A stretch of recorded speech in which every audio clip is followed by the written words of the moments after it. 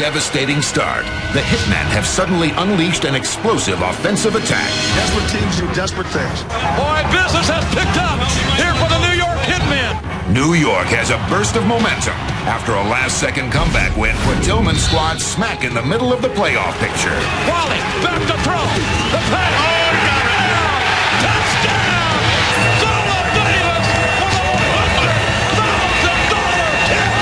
He thought he'd seen it all. He ain't seen nothing yet. The revitalized Hitmen will set out to crack Orlando, who will have to go without their star quarterback, Jeff Brom. Oh, Travis just collapsed. That's it for him for this down. Just a good hit and separated my shoulder. Bad break. How frustrating is this for you? Well, you know, you don't want to get hurt. You want to be able to play, and I'm not able to. With their undefeated streak over, an injured Brom will watch from the bench as the Rage look to overthrow the Hitmen. We're throwing something new at them this week.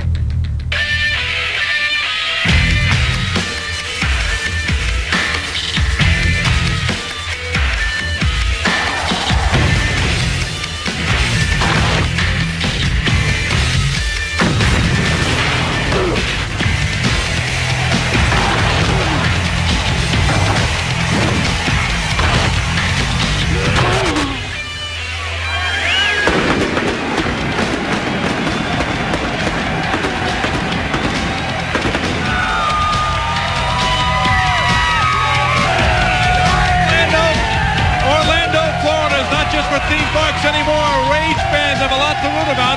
Orlando still undefeated at home as they look to secure the top spot overall in the XFL. Today on TNN, it's the New Jersey Hitmen against the Orlando Rage. The Rage coming off their first loss of the season, but they have still clinched a playoff berth, while the Hitmen have won 2 straight as they look to secure the second spot in the Eastern Conference. We started off with the wild scramble. Scott Cronin for Orlando, 3-3 in the year. Donnie Caldwell is 3-1 for the Hitmen. Okay, gentlemen, please go on my whistle. I'll say set, and we'll go. The team that gets the ball has a choice of the choice now or in the second half, and kick or receive or defend the goal. Please wait for my whistle. Set.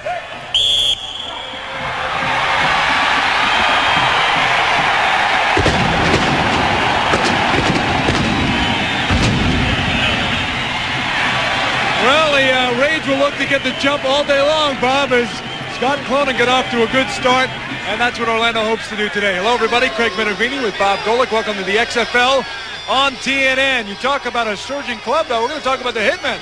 They looked like they were going to get whacked 3 weeks ago. They were 0-3. They weren't playing very exciting football, Bob, but their fortunes have changed since they changed their quarterback. Well, I tell you what, it really has come down to that and a change of attitude. Wally Richardson has become the guy, 3-1 right now as a starter, but also offensive philosophy, which has come with Wally, has really opened them up. This team has gone to be a more vertical football team. They're not afraid to throw deep, and they're not afraid to take chances.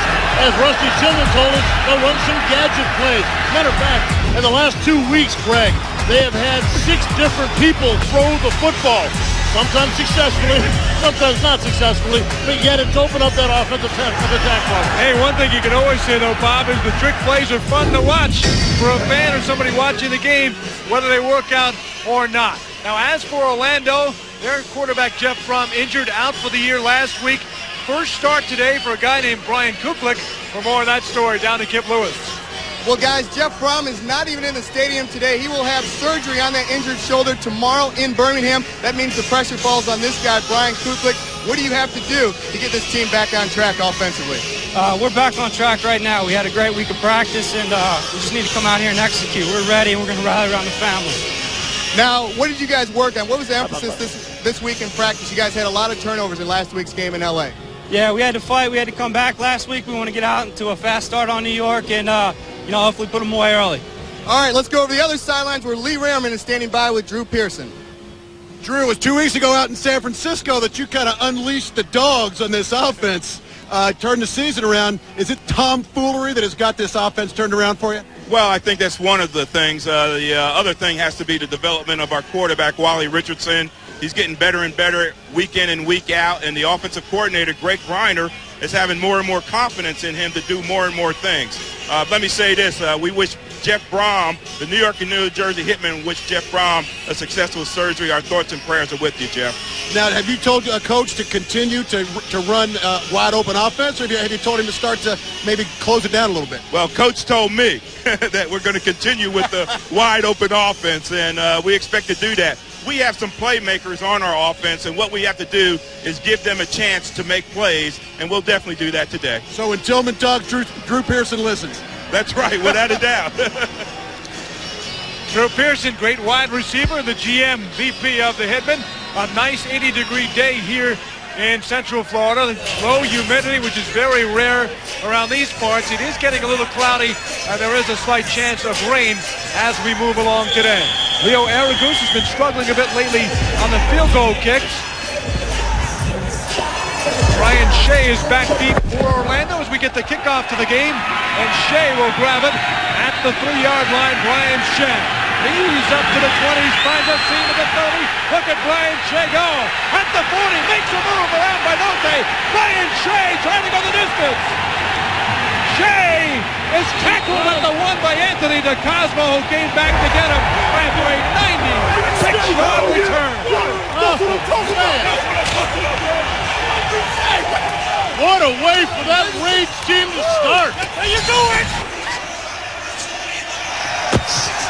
And I'll tell you what, it was a Rage team last week that suffered at the hands of special teams today. They started off and they get field position, put themselves in the shadow of the goal line with that run back, like Shea.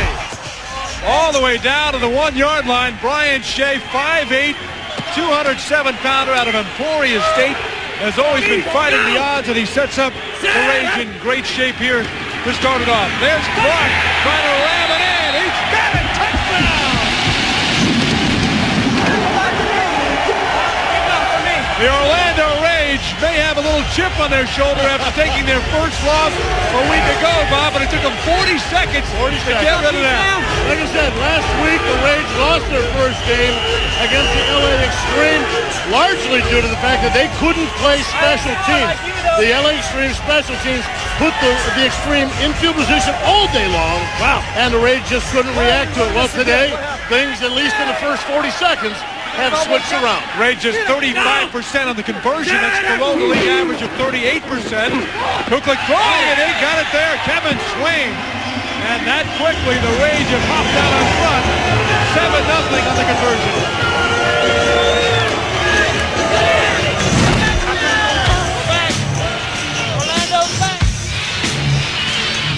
The Orlando Rage off to a great start here at home. 7-zip, 43 seconds in.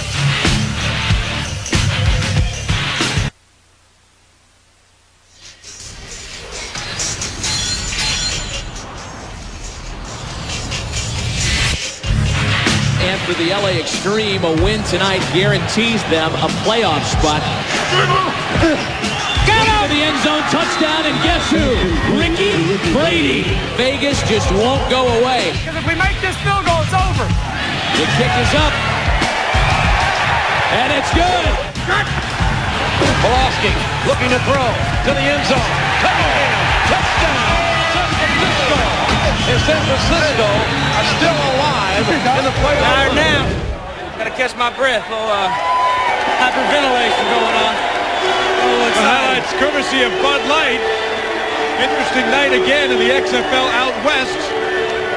And already highlights today. Brian Shea started it off. Bob, really, it would start off when the Rage got the jump on the scramble. I mean, New York wasn't ready for that. They certainly didn't look ready for the kickoff return. Yeah, no doubt about it. I'll tell you what, watching what Shea did, it wasn't just pure speed. He's got some of that, but man, the moves he made and the cuts he made got him down to that goal line. Butler Bonote trying to return the favor. Reverse to Kirby Dardar. Got a great block as he got up to the 20, skipping to the 27-yard line. Stephen Fisher made the tackle, the return of 25, and the trickery starting right away for Rusty Tillman. As I said, there's no way that they're going to sit back after having the success that they've had the last couple of weeks. They're not going to let a quick touchdown get them down. There you see Bonote handle the ball off, quick reverse. A couple of good blocks here. Guys getting their clocks clean. Man, you got to keep your head on a swivel, dude. Donnie Caldwell getting the handoff.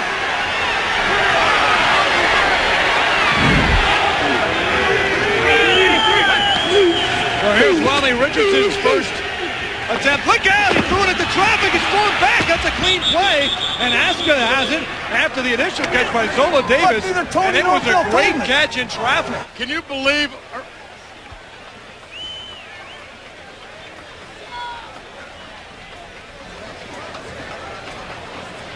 They come out and run right away, Craig. Hook and ladder. You see that? Throw the ball off. As soon as the receiver catches it, he laterals back to the follow man.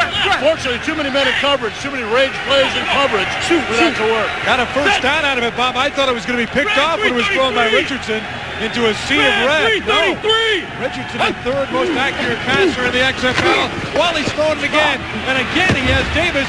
This time he decides to keep it himself. And he bangs down near the first down again. Well, let's take a look at that first play, the hook and ladder. You can see him, he has to throw it to the one receiver because he's the one in position to make the pitch to Joe Aska. Aska gets the pitch. Unfortunately, the coverage and the rotated, there's already 4 defenders over to that side of the field right there to make the play. Run past 36, 608 block, on one, ready. So, couple of trick plays in a row as advertised from the men in the white, black, and blue. Red 141! Dealing out the black and blue the last few weeks in the XFL, playing great football. Play action Richardson. Has some time to buy time and throw. And he's trying to hook up with Dargar. And also Zola Davis is incomplete. One of the guys, too, obviously we've seen Wally Richardson early. Expect to see a little bit more Joe Aska, too. Not just as a as a running back. This guy is actually he's really starting to come on. If we were told, I didn't even realize this. He was cut by this team coming out of training camp, but they brought him back in. He's getting more productive as special teams, but he's really been having a couple of good games. So watch for Aska in the run game. He will be called on for some heavy duty. Aska number 38, as we told you here in the games before, blind in his right eye. Former NFLer with Oakland. Richardson in traffic, and he's taken down by James Roberson. The big left end makes the sack. His 50 leads the team. Nice job of the last pocket. Wally has thought the last couple passes has had the room to step left and right to avoid the rush. That time, boy, the whole middle. Clayton Roberson coming in, Ben Huff, number 72. Jet straight right, 38 toss, quick kick. On one, ready. Take time, I got you. Now it's a 3rd and 15. Quick kick opportunity. Quick kick. Hey, one of the new rules that we're going to see is... 48. There it is. Quick kick. Michael Blair. Live ball after 25. It's dropped, but then regathered by Reggie Doster. And Orlando is going to wind up with the football. Bob, the reason for that, the new gunner rules allowing the Flyers to take off. Good job, coach. Good call. Saw some bad blood after the play. And our score here in Orlando is the Rage 7 and the Hitmen nothing. As we pause for a timeout, let's take this look at Chicago Enforcer running back LaShawn Johnson, a great example of the U.S. Army's victories.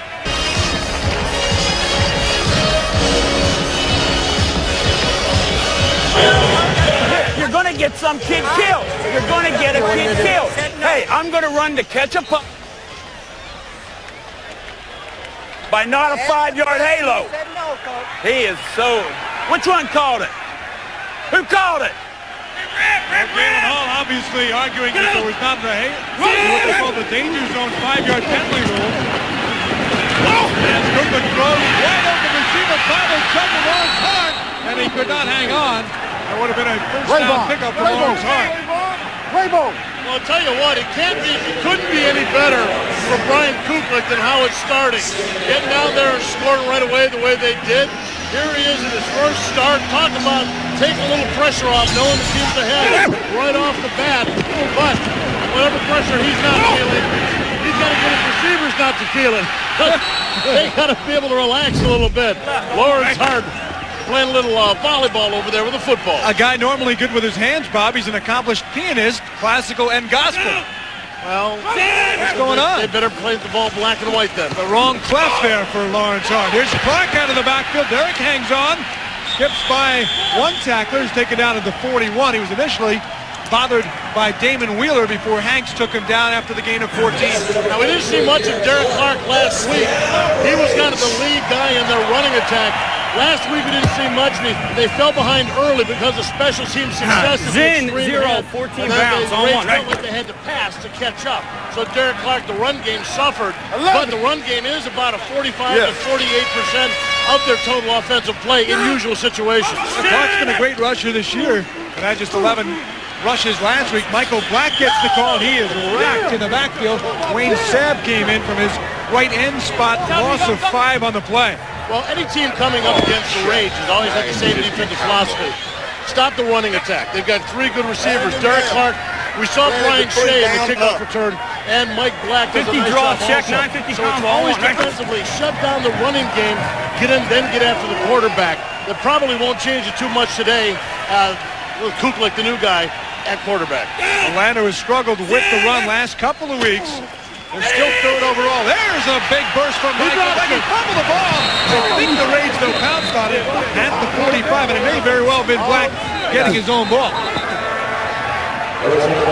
Luckily, they say that football bounces weird. Luckily for Mike Black, it didn't bounce that strange. It just kind of laid back there where he dropped it. He was able to get back and grab it. Number 78, Chris Mamalanga, down. A little shaken up on that play. This one. Can you lay back for me? Or is it Mamu? Big plug in the middle for the Hitmen. No doubt about that. I heard of. Black. You feel it pop it off? That's the voice of Drew Pearson you're hearing as well. Black. And Drew, well, you already have Raybon a little bit banged up on the right side and the inside. Mamalanga, one of your big plugs on the left side of that line. Without a doubt, we can't afford to lose, Chris, but because we're kind of thin in that area anyway, as you mentioned with Raybon nursing that ankle injury. You stand on that leg and we're just lifting straight up. So we got to keep our fingers crossed in this situation. 2, 3. Hey, Drew. Yes, sir. It's Bob. I don't have any more eligibility, so I can't help you. Bob, I pull you right out of the booth, man. Even you got eligibility, you just don't know it. Weak right now? You better pick the quarter you need, because that's about all I got left in me. I was going to say, for football or bingo, what do you think, Drew? Hey, Bob, you just lay down in the middle. We got it covered. Well, it looks like Mamalanga being helped off. At least he's on moving, and that's not a bad sign. Hopefully he can shake it off for New York, New Jersey. Wild start to this game. Henry Slade over the center now. Get him. Too much time. Being rushed up the middle. Nearly picked off by Wheeler as he was covering Skinny Culver. But it is incomplete. Man, is Damon timed that up sweet. He made a move. I thought he had that one. Skinny Culver, the receiver. Good job.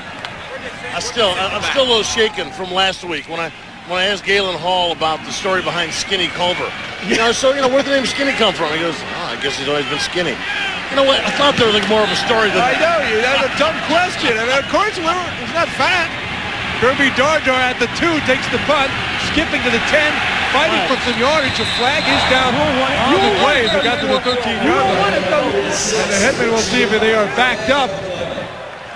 Usually you see that flag against the 86 white. That's your flag during the return? Going to return. Right. 86 white, going to put him back. Punt was 50 yards with a On return return, of 8 yards. number 86 of the receiving team, blocking the back. Penalties half the distance to the goal, the spot of the foul. First down, New York. Rob Rosensteel. So as Christian Mamalanga gets some treatment on the side, New York tries to come back. They're down by 7. Bob, these Rage fans have had a lot to cheer about this year. The Rage are 4-0 this season at home. With their first loss last week in Los Angeles, were devastated by the extreme or flying. Do you think it's going to affect the mindset in a positive or negative way of the Rage? I think that as long as they know it doesn't affect them too dramatically in a playoff situation, they're not out of it by any means at all. I think it's going to just keep them focused and know that they're not a perfect team. Aska up to the 7. We always search for stories around the XFL, so we asked Wally Richardson, the quarterback of the Hitmen, anything unusual about his personal life, Wally? I'm pretty much as I appear. I don't collect any llamas or anything like that. I don't have any pets, but I'm just a regular guy. But right now I'm just playing in this league and just enjoying the opportunity I'm getting and enjoying being in this environment, playing football again. We didn't ask him about gazelles, but I guess no llamas, huh, Bob? No llamas. I think there's some sort of zoning thing with llamas. You guys want ostriches? Maybe in California. Llamas. Wally Richardson, a little play action to Aska. He's got Zola Davis. He's trying to scramble as well. Now takes a block from Marcus Hitmen and gets up to the 18-yard line. Chris, you went down in a heap, and Drew Pearson was about to start crying. Now you're lacing up, ready to go back in. What's the story, buddy? I just twisted my knee a little bit, man, and now I'm ready to go back in. Now, is this because you guys could sniff the playoffs? No, it's because I love to play, and we need to make this win. Well, Christian spent time with 7 NFL teams. He's 29, a 320-pounder. They've been anxious to get him back on the D-line. New York looking to get out of the shadow of their own goal line really kind of limits the Preggers to the trickery and the things that we saw in the first series. Again, good defensive rush up front for the Raiders front. You know, we talked so many times about getting pressure on the quarterback. I told you we talk about defensive ends, about outside backers, how they come up and rush on the outside. But sometimes you forget about rushing, what they call rushing the pocket. Guys pushing it up in the face of the quarterback that doesn't give him room, the quarterback room, to step up and to avoid it. There you see, taking a shot at it. Cedric Clark with the sack. Their best pass rusher, actually more of a linebacker. He's not a big guy, 265, but that helps his rush. But Wally tried everything he could. He went left, he went center. He just ran out of room, as you talked about, Bob. And now he looked like he ran out of time. Delay game, offense number 14. Penalties 5 yards, down remains 2. You know, Craig, the first series, as I was kind of alluding to, you know, they come out, they have the reverse and the kickoff return. They have they ran the we got flex left. The quick kick, quick slide right, and then the hook and ladder. So they had a couple of kind of gadget plays. Right. Back this far in their own territory, kind of limited because those are risky plays, and they don't want to put the other team, the Raiders, in a position by giving the ball up to them right here. And 4 wide receivers to either side here on 2nd and 19. Quick out, caught by Mike Archie.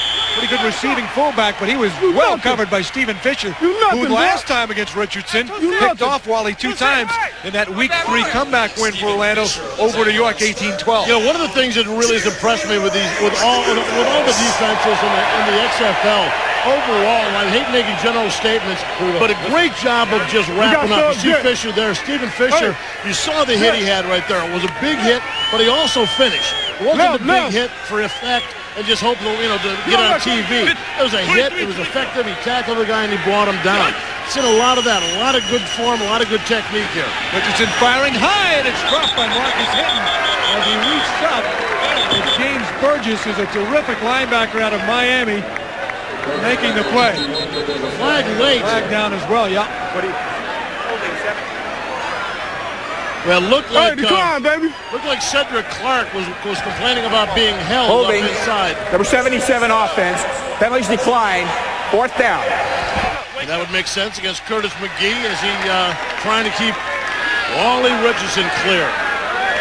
Left side of your screen, you might be able to see it there. You see, anytime an offensive tackle is about to get beat, you know, they say they're trying to protect their quarterback, but you know, that's just a little obvious. Skinny Culver is back deep. He'll get it at the 35 with some room. Culver dancing, still dancing. Flag is thrown as he found a seam to the right. There is a flag down. Culver's going to go all the way.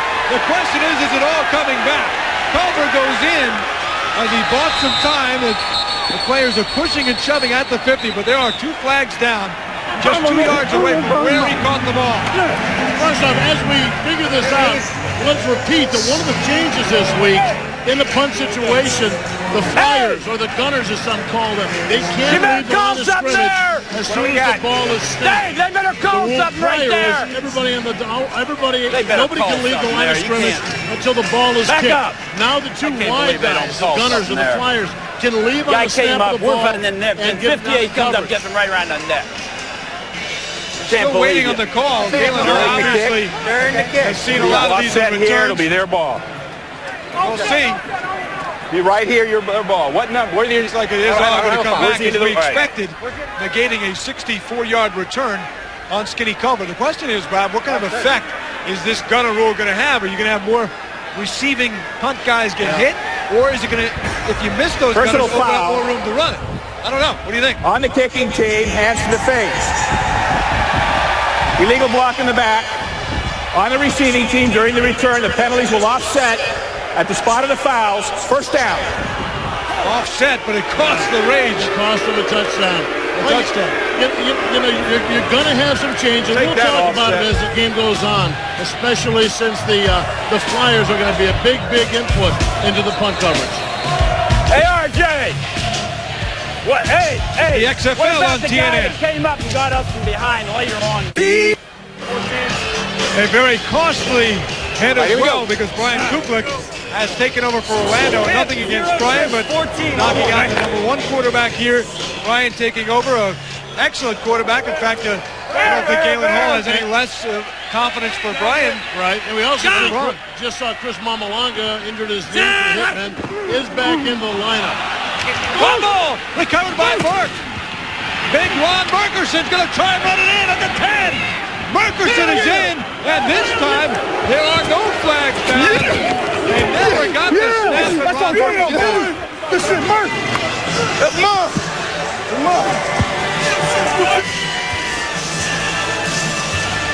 Hey, what I'm talking about?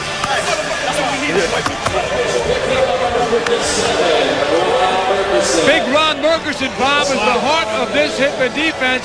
They just put the heart back in the game for New York, New Jersey. Yeah, we had a chance to talk to Rusty Tillman again this morning prior to the game, and we mentioned and asked him about Merkerson because, you know, I spent a lot of time, I spent a lot of years in football, talking pro football, because, and I don't think I've ever worked with a better linebacker.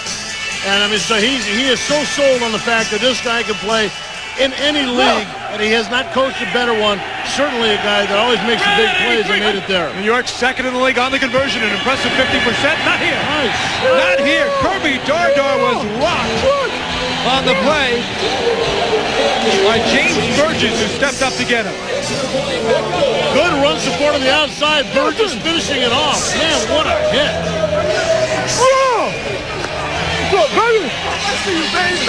Big Mark, it seems like big plays have turned this season around for you guys, and right there, one more 14-point swing, huh? Needed that. So all I got to say, we got a whole game to play. Keep on pushing. We can make it happen. Did you guys have any doubt when you guys were struggling early in the season, or did you guys know you could get it done? We knew we can get it done. Can't let doubt eat you up, so keep pushing. We're going to be there. What happened here, Bob? Yeah, it was a snap problem with Kukla. Now, never got the ball. The ball got booed a little bit. Merck right there, right place, right time, grabs it and runs it in. 6'1", 250 pounds. Ball! We got it! We got it! Go, baby! Go, Merck! Go! We got it! We got it! We got it! Yeah! That's what I'm talking about! Yeah! I don't know what's going on. I don't know how it's all good, baby. Mama, what's up, Cameron? What's up, Kim? Love y'all. Big Ron Merkerson out of Colorado. Brad, you need some? What a recovery for them. He had a concussion earlier in the season, missed the game a few weeks back, and their defense was just pummeled. He came back for that San Francisco game, and since then the Hitmen have been on fire, both offense and defense. 6'1", 250, runs about a 4.4, maybe under on the good days, but he can't fly. Hey, Hitmen kicking off once again to number 20, Brian Shea. We saw what happened last time, but drops it in the end zone. Shea coming out to the 5, up to the 10. He's tripped up, fumbles the ball, and it went out of bounds. Fortunately for the Orlando Rage, Michael Blair made the pop and knocked the ball free, but the Rage get a break on that particular fumble. They'll hang on to possession. Yeah, as I say, the first time he handled the ball, brings it back to the 1 yard line. This time he drops it about a yard. Drops the ball about a yard deep in his own end zone. Not a great way to start, but you know, funny thing is sometimes on these kickoffs or punt returns, when the guy receiving the ball fumbles it, it seems to throw the coverage people off. That time it didn't. They got a good hit on him. So the Rage take over at the 16. You wonder about since this is his first start, the relationship between the center and the quarterback. Having trouble in the last play. Michael Black in the flat has it. Back up to the 25, to the 27. Cal Dixon is the center for Orlando. Coach Galen Hall, you've been all over the officials this game. What's going on? Well, I thought there's something early on the opportunity to catch a punt that I thought was wrong. Then I saw something in front of me that I disagreed with. But we're all settled down, ready to go. A lot of special teams. You've been on them after a lot of special teams plays. Well, we've made a couple. We still got to stay in this game. It's a long time. Well, they were all a little more low-key here, Bob, on camera, huh? Yeah, exactly. Well, they've really changed the tempo from last week. Last week they suffered at the hands of special teams. Today they're having better luck with it. Field position seems to be going more, although this is about as deep in their own territory as they've started the possession. They definitely have had better field position today than they did last week against the Extreme. 0 trays. Draw. Z, 0 tray, 70 draw on 1. 70 what? Draw. You didn't recognize that southern draw, I think. Hey, no smash! No smash! Go! The guy from New York, Bob, going, what? What are you talking about? Blair is in trouble, and he needs a couple of fellas from New York, and they rack him up with a 24. Ben Hanks and Wayne Sapp led the coverage. Does that mean we don't want to meet a couple of guys from New York? I want to meet them around the corner? Don't want to meet the Hitmen. All right. Good job of support out there. Dwayne Sapp, Big Sapp, and Ben Hanks, like you said. Nice job shutting down the run, so he had to slow it down, try to come back. Come on. Good help from inside. Guys flowing with him. 2 lurk. To the T. T as well. Got 3. I got 4. Rage won the first meeting, 18-12. Looking to sweep the season series and, more importantly, get a league-leading 7th win. In motion is Mario Bailey. Throw is intercepted. Ty Talton's got it. Now he throws it back before he's taken down to Ellens. Look out. Here's Joey Ellens in the 40. Like that Brad Trout at the 31-yard line. So the Hitmen pick it off again. Defense. Way to go, defense! The pass was over the head of Bailey from Oakland. Hell of a job. Way to go. Way to go, baby. Way to go, D. Way to go, D. Way to go. Way to go. Way to go. Way to go. The D does it again, turning it over. Nice job, babe. Nice job. Nice job. Bad throw or what? Crawford, they called lurk defense. They had Crawford just kind of hanging out, kind of watching, lurking in the middle. The ball had to be thrown high to get over Crawford's coverage, and that's when it drifted right into the hands of Ty Talton. Red 38. The New York D is #1 against the pass in the XFL to get the flag and the whistle before the delay. snap. Hey, what's that? Tell him my catch. All right. Tell him in the stand. Reset it. Coach, that whistle's not from us. It came from up there. It actually came from the Jumbotron. The Hitmen secondary, Bob's got interceptions in 7 of 8 games. In fact, they have all of the interceptions on the Hitmen this year. And they are a tough defense, and I think they were somewhat overlooked for some reason because of their record, how intimidating their defense is. But really, their woes this year were offensive early in the year. Yeah, and as you were kind of adding on to that, all the interceptions were by defensive backs. Very active secondary. You know, usually you catch a couple of linebackers getting involved, but this secondary really slows for the ball. Richardson trying to get Aska free, but Joe is racked up in the backfield. Loss of 4 yards in the play. Good shot. Who hit that? Ty Talton and Brad Trout, you guys look like you might have been training with the New York Knicks or something. Are you guys planning on doing all this stuff during practice during the week? First of all, I'd like to thank God for this opportunity. Say what's up to the Talton family at the house. And we just try to go out and make big plays, you know. We work hard all day, all week, and get an opportunity. Our team is counting on us to make big plays. And Brad was there after I intercepted it, and he almost scored. He was 1 block away from scoring. I think the element you see for the Hitmen these days, unlike the early part of the year, is character. They've been able to come in adverse situations, and Richardson was in one there, and he wisely threw it away. Hey, let me say this. Pressure. He was not out of the pocket. I told you this before, that the most satisfying sacks are nice for the stats, but the best time to hit a quarterback is when he's extended. Watch Burgess right here, right in the rib. I swear, I know for a fact that James Burgess heard all the wind rushing out of Wally Richardson's lungs. Bob was jumping out of the booth trying to get into that hit. Back in the boat. You all right? You all right? 15 minutes in the books here in Central Florida. As the Orlando Raider cheerleaders entertain the nice throng here at the Citrus Bowl. Raider 6-1 on the season. The Hitmen are 3-4. Trying to at least maintain a one-game lead for the second and final playoff spot in the East. Dar in the flat. He can move out of there, and he gets down to the 30. A gain of 5. Omar Brown took him down. That's nothing new because he's one of the leading tacklers for Orlando. Yeah, he loves coming up there. In fact, they are very aggressive. Both safeties, Gilliard and Brown, both guys that you will see coming up and making tackles in the line of scrimmage. But that one was boy, they blitzed hard up inside. Luckily to get that ball off to Kirby Darda. Now Aragus has come on here on a 4th and 8, and the Raider defense is just so afraid of the trick plays.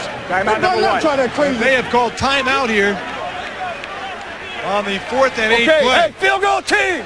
With the ball at the 40, you can get a 47-yard field goal. Bob, you could try and kick one and get it down at the 5, and the ball is live. Can you make it this way? Yeah. Oh, you want to go? She'll go to fake. Well, we got 4th and what? 8? That's quite a ways. You want to try to kick? You want to go to fake? Let's run the fake. Okay. Let's run the fake. Okay, now, here's the deal. If the look is not there or something happens, I don't care if they... You don't want to kick it at all then?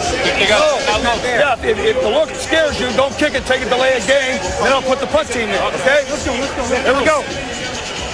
Bob Leo Aragus has missed 4 of his last 5 attempts.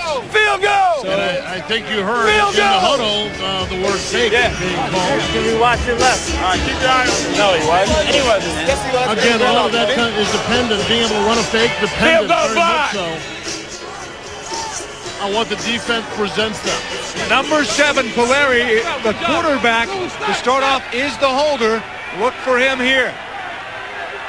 Aragus setting up for what looks like a 49-yard field goal attempt. And Puleri can throw it. Number 7, the holder. If the situation's not right, Rusty Tillman told him just to take a delay and they'll bring the punt team out. Looks like the situation wasn't right. Looks like they didn't give him the front.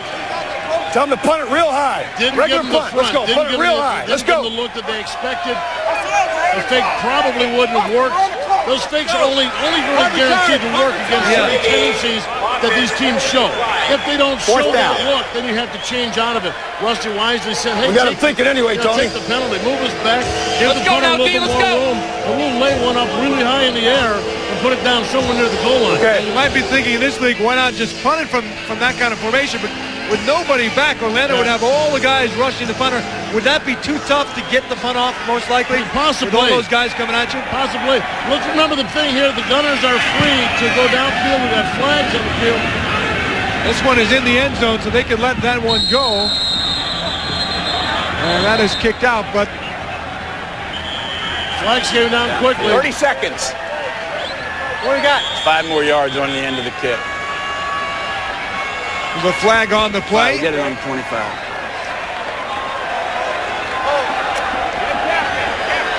Air ball, let's go. Legal procedure, I believe, was the call against the Hitmen. No, it's 5 more yards on the end of the kick.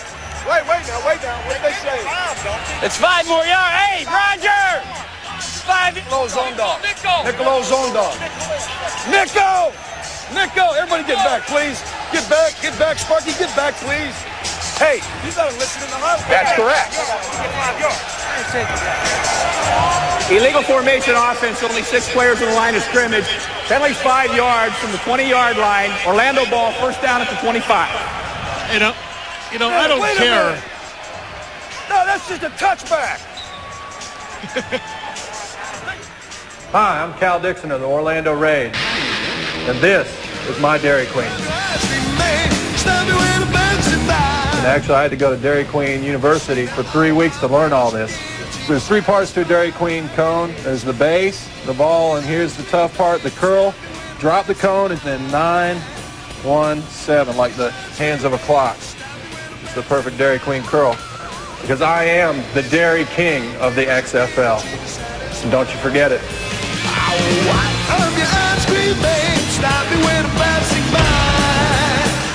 There he is. He was thinking. Tell you what, they have. You better stick to football, not acting. Fine mixture of sweetness and creaminess in their ice cream. You like the Blizzard?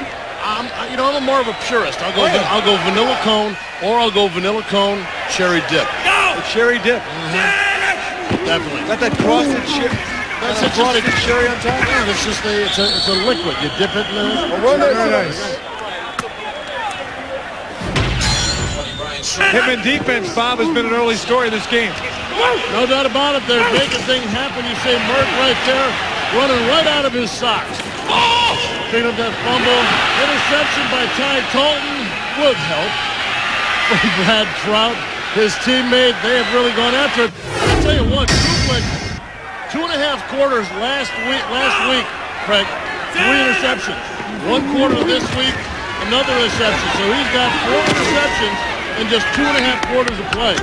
Gain of 2. 3.5 quarters. Malmalonga caught up with him. He also is being rushed and panicked quite a bit from the defense. And keep in mind, the touchdown was set up on the 96-yard return by Shea. Just 28 yards of offense for the Rage in the first quarter. The Hitmen had only 29, but did create 2 turnovers. Zin 0 bunch, 70-0 on 1. Hey, I'm getting out. Those numbers there. Brom was so well. He had the 9 TDs, 3 interceptions. Kuplik the other way, the whole opposite direction that we just told you about. In his 3.5 quarters of play, has been giving up the ball quite a bit. Kuplik firing in traffic again. He was fortunate that he overthrew Ty Talton. It was way over the receiver Kevin Swain's head. You know, Galen Hall talked with us about Kuplik before the injury to Brom, and we both got the feeling that he would almost interchange the quarterbacks. Yeah, without a doubt. In fact, that's what it sounded like to me. It sounded, in fact, like there were some limitations that Brom had, like maybe a weak arm on the outs. But the one thing they were saying is that with Kuplik, he's probably going to make mistakes. And one of the things that he's going to do is throw into a crowd. We're seeing that here today. Gardner with the return up to the 32. Rich Young brought him down. The return was 9 yards by Kirby. There is a flag again. Back it on. Down to the play. An eligible receiver downfield, member of the kicking team, number 95. Penalty 5 yards from the end of the kick. First down. Now, did anybody explain to the offenses and special teams that the rule changes only affected the Flyers? We're in 70. Everybody else, 300-pounders now? play the same. 290? I'll find out whether he About 280. The XFL on the national network. Craig Minervini, Bob Golick. Sunday afternoon XFL football. Joe Aska getting the handoff across the 40-yard line. He picked up 5. This offense seems to be a little out of sync right now. What's causing you guys to miss fire? I got to settle down and do what I can do, and we'll be fine. Brian, in his first start since his senior year at Wake Forest, a little rusty so far. Might be. They are definitely, right now, Orlando, 32 yards of total offense, 7 rushes, 7 passes, 2.3 yards per play. I mean, if that was just running, I could say, okay, that's a bad day. But when you're run and pass, that's not good at all. Richardson in trouble. He throws it away, and there's the flag. Bill Duff was on him. First down! He called him intentional grounding, I bet you. First down! First down! So Wally Richardson was in the pocket still. Personal foul. Roughing the passer. 95 defense. 15 yards. First down. But it was Duff. Bill Duff making a hit, coming in late. 141!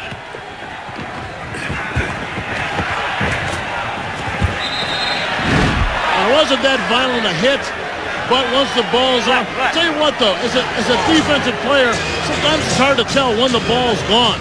You're just not in a position to know if the ball's been thrown or not, so you really try to follow through. That was not that violent a hit where I think there should have been a late hit call on it. Run up the middle. I thought it was borderline grounding. Was he not inside the tackle? He was inside the tackles. He threw that ball very much away.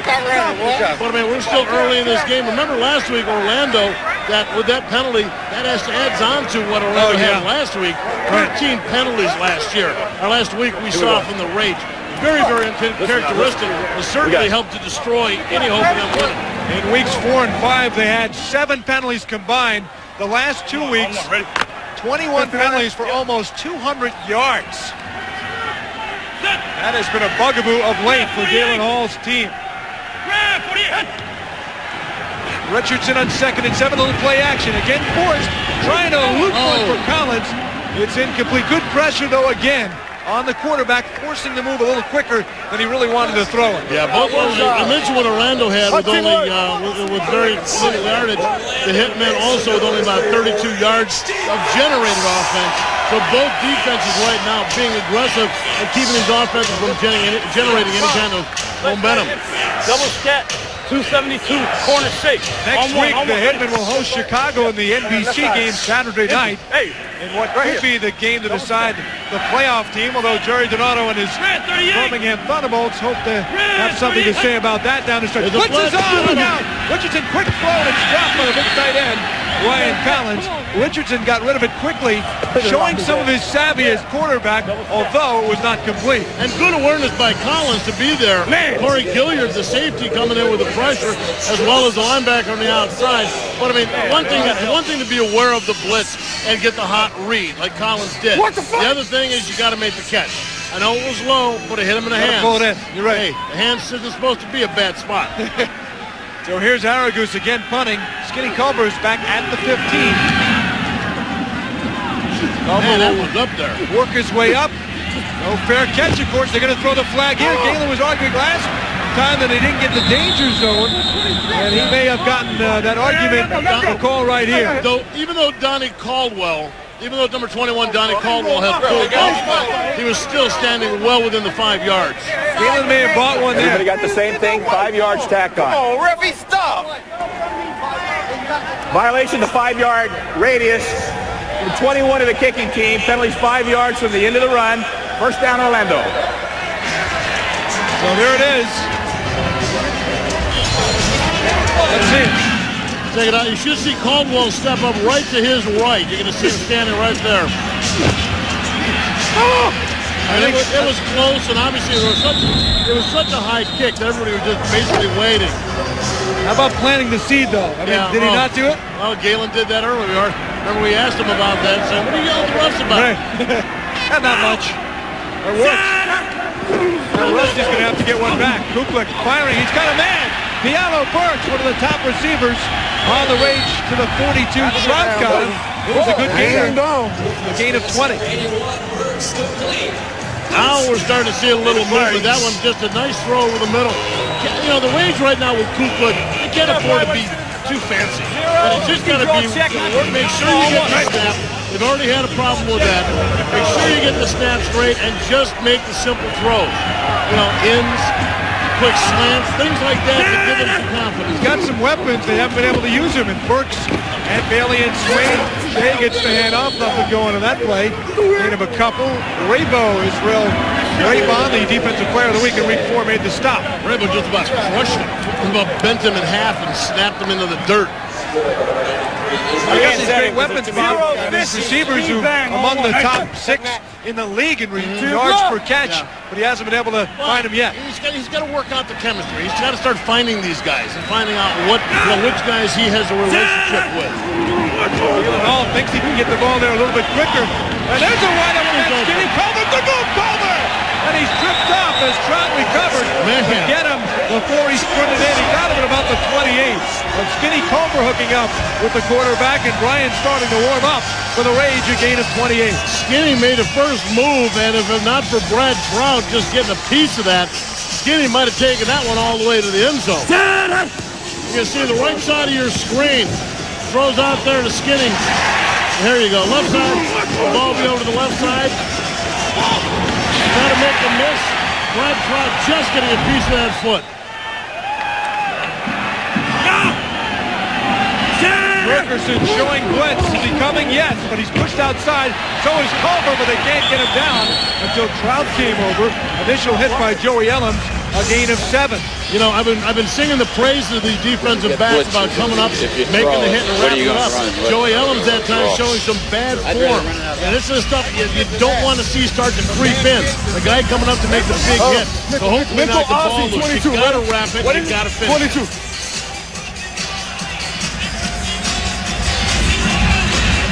Ellams is 24 out of Indiana. Go! the starter all year. And up Shea. Nothing going up front. Malonga among the host of defensive linemen. They made the stop. Man, that is a strong defensive front. I gotta hear it, fellas. Yeah, I gotta hear it. 1-800. Here we go. 1-800 on one. Ready? What do we got? A little collect call here? Or 1-800. Free toll call? I bet they're gonna throw it right down the middle. New sponsor, maybe? Where you dial it right down the middle? I have no idea. Let's see. Kuklik rolling. He's going to try to dial it up long distance. He's got Burks, and he got in for the touchdown. 1-800 TD for the Orlando Rage. Well, Brian Kuklik, who started this game, 2 completions, 7 attempts. In the last drive, he hits 4 for 4. And just goes to show, they completed a couple passes, good things happen. Butler Benote was trying to cover Diallo Burks. That's been a tough task for just about everybody this year in the XFL. His 5th touchdown of the year. He is among the leaders in the XFL. Now for the conversion. They hit their conversion earlier. What's going to throw? Bailey got it. Conversion again. And they are 2 for 2 after just a 35% efficiency coming in. And it's 14-6. 2 for 2, but that makes Brian Kuklik 5 for 5 on that drive. Nice relationship. Take it out one at a time. Short rollout. Mertens in his face. Don't know why he didn't get hit down at the 2-yard line, but he pulled it into the end zone for the touchdown. More is Steve by Benote, and the Rage are on top by 8.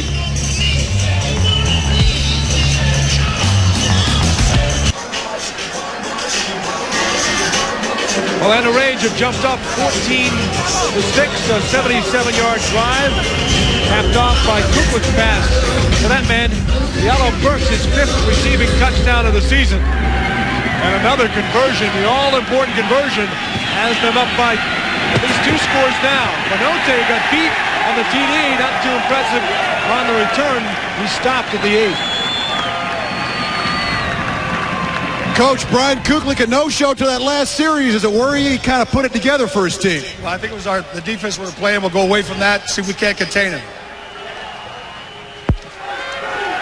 Never get a long answer from Rusty during the game. We were talking about that with him today. Yeah, you even asked him that. Yeah, I mean...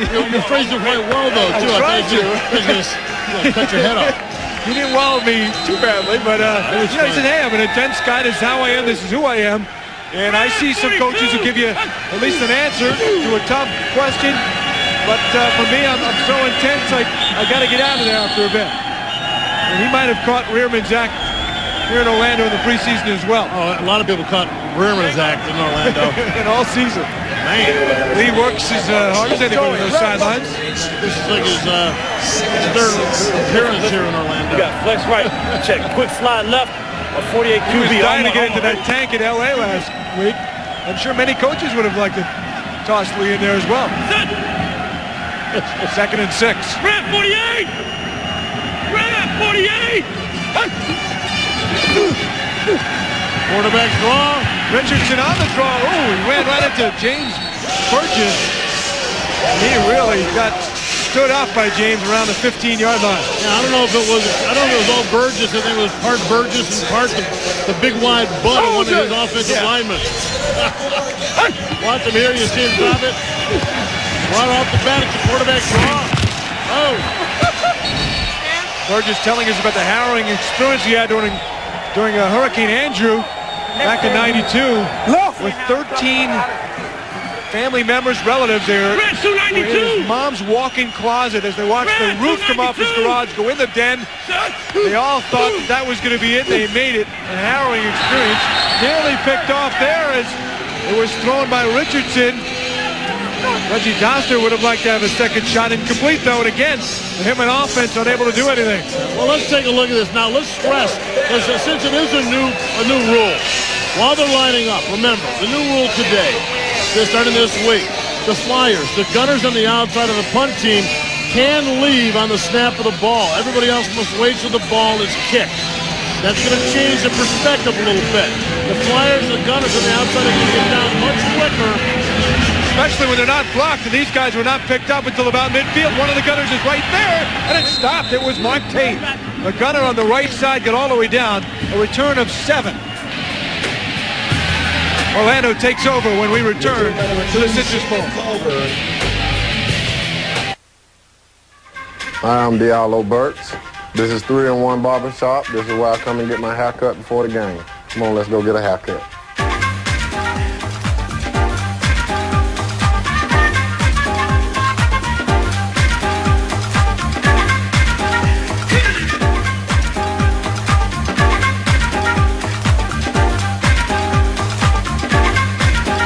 I got a tip for you. When you score this week, take your helmet off and show.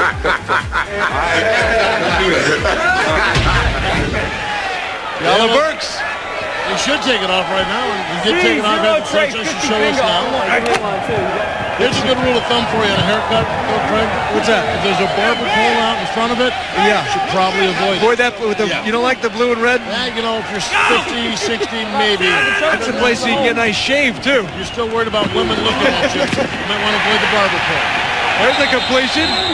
Over to Kevin Swain. Caldwell on the coverage, and the Orlando offense driving some momentum from that last scoring drive. They look a lot better here with Kuklik at the helm. Well, that was about the third 3 and out for the New New Jersey Hitmen. We were getting the same performance from Orlando up till last. The first 5 drives so far, 23 yards. The last drive you saw it, 4 for 4 in passing, 74 yards. A 5th completion in the extra point. Kuklik, New York Mets draft pick back in June of '94, and there's that good arm again to Clark. At the 40-35, knocked out by Brad Trott at the 32-yard line. 6 out of 6 for Kuklik. Well, he's loosening them up. They got some confidence off that last drive or something, because the defense that the Hitmen are doing right now not working out for them. You heard that from Rusty Tillman. He did not like the way the defense going. They got to change around a little bit. Check it out. In the replay. Burks with Wheeler. Nice job. Kind of took him from behind there, but nobody saw it. Draw play up inside. Draw play, Michael Black. And look at that. The passing attack now springing the run game, and a gain of 10 for Black. Well, you know, they've got aggressive people in the secondary for the Hitmen. So once you get that run game going, and they have to start to respect it, you get that passing attack going, and loosens things up a little bit. The run game can then go in and follow along. They're starting to see more gaps, more holes, and more production from that running attack. 2-minute warning. This is the XFL on the National Network. The XFL experience today in Central Florida, where the Rays are looking to go to 7-1. Big drive here, particularly for the Hitmen, to try and keep within 8 points here. Stanley's got to get good tackling, though. He squeaked free, got a couple extra yards. Joey Ellams finally got him out, but they're having trouble wrapping him up. A lot of problem wrapping him up. And I hate giving people compliments when they follow it up with failures like that. They're supposed to hit, wrap it, bring them down, but this whole Hitman defense right now having problems.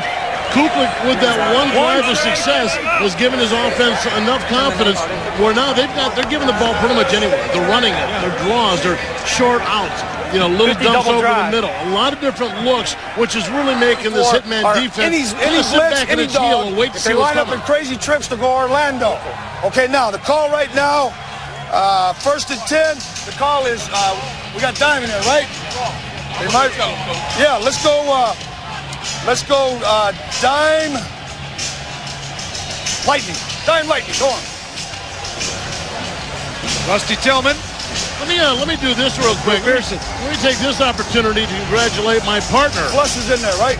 On your birth of your daughter yesterday. We don't have to worry about crazy trips. And the commitment of showing up for the game after sitting through the birth of it's your third child, right? Yes. Fantastic daughter. Spencer. I credit my wife for good timing. Very good timing, Spencer. Very nice. Thank Congratulations. You, appreciate it. Whoa! Good play there by Trout, flying in, and Brad Trout, who was beaten earlier in the game, making an important sack. Okay, I'll tell you what. On that first down play to push him back to the 28. There's no doubt about it that they play aggressively, but nobody came to pick this up. Nobody even saw him coming. He just lined it up. Watch linemen. They're watching the plays. The defensive linemen go inside. Didn't even see the secondary starting to adjust to a blitz. Only 6 blockers up front, and the defense brought 7. You do the math. Well, risky, because if he beats that, he hit 7 out of 7. You know there's some great matchup somewhere. Kukoc finds one there. Swain again busting a tackle. He beat Wheeler before Trout took him down, but he got back some yards and more inside the 15. All right, let's go. Rage with 2 timeouts left. 16-yard gain. Well, one of the things, too, that's happening, not only are we starting to see the drive sustained by the Rage, but you also have to look at it from the other perspective, the defense. You start spending this much time on the field, long drive after long drive. Not to say his defensive guys are out of shape. It starts to wear on you after a while. 3rd and 5, quick slant. Nice catch by Swain as he got inside the DB in the play. Timeout. Ty Talton and Joey Ellams. And he makes the catch for the first down. It's 1st and goal. Timeout call. I don't know that Joey Ellams could have played that any better. Yeah. I mean, he was almost any better than that, any closer. You'll see at the bottom of your screen. Any closer, he would have been called for interference. He was right there. He just didn't get his hand on the ball as it came in. Got to give the credit there to the connection between Kukoc and Swain. No, go 9-7. You're going to have protection. Hey, yeah, 970. 970, 272. You got your slants and a quick corner. Okay. And the inside guy, right? Yeah. Okay, 970. Send the back. Brian Kukoc, Bob, slow start. Good finish so far. Boy, he has really had a hard time early on. You saw the interception. That has found his marks as it's gone on. He has completed, the way things are going now, Craig, he has completed his last 9 passes. And when you got that kind of success, either the defense is failing or he's just so hot. As we saw that last pass to Swain, man, he was just right on. It's 1st and goal now for the 6, and they're passing again. He's got room to run. He's going to throw it, and it's overthrown over the head of Swain. Looked like he might have been able to run it right in, at least get near the goal line. There's no doubt about it. In fact, that's one of the reasons I like him. He gets the ball in the, gets the ball around, can find open spots. But he has the ability to move it a little bit. I don't know why he didn't try to take a shot. Very focused on his receivers.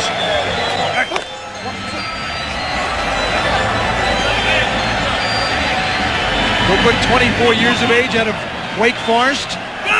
One of the great high school quarterbacks out of Pennsylvania. Another one to come along. That ball was maybe tipped along the way. And incomplete intended for Burks. Good pressure by Ben Hanks as well. Bad throw. Watch Ben Hanks right up. You're going to see him coming right up the middle with a delayed blitz. Boy, he took the shot. You wonder why the quarterbacks get the big money? Well, it's an extra $5 grand, but why is that? Hits like that. Reserve it. 3rd and goal. They're going to hand off. Clark. Oh, he stopped. That's right at the line of scrimmage. It's like Raybo got in there. Israel Raybon with a big play. That will probably force Orlando into the... Raybon, not only Raybon, but also Mamalonga. Going to give some credit to him since he's coming back off that twisted knee early on. Got to kick a field goal here, don't you, Bob? I'm thinking you got to do it. You got to get get as many points up as possible. Decision time as Orlando used their last timeout, and now they do get the field goal unit on, led by Jay Taylor. Jay is hit 5 out of 7, although he's missed 2 of his last 3. He's at 71% on the season. Inside the 49, he's been very impressive. This will be a chip shot field goal. Basically, if it was a different game, it'd be an extra point. That's right. That's right. But I mean, there's no way around this. I mean, right now you're ahead 14-6. You've got some momentum going. put up whatever points you can get. You put them up and you just keep the lead. Keep in mind, Kuklik is the holder. If Galen Hall wants to try something tricky of his own, it's quarterback. Here's the holder for Jay Taylor.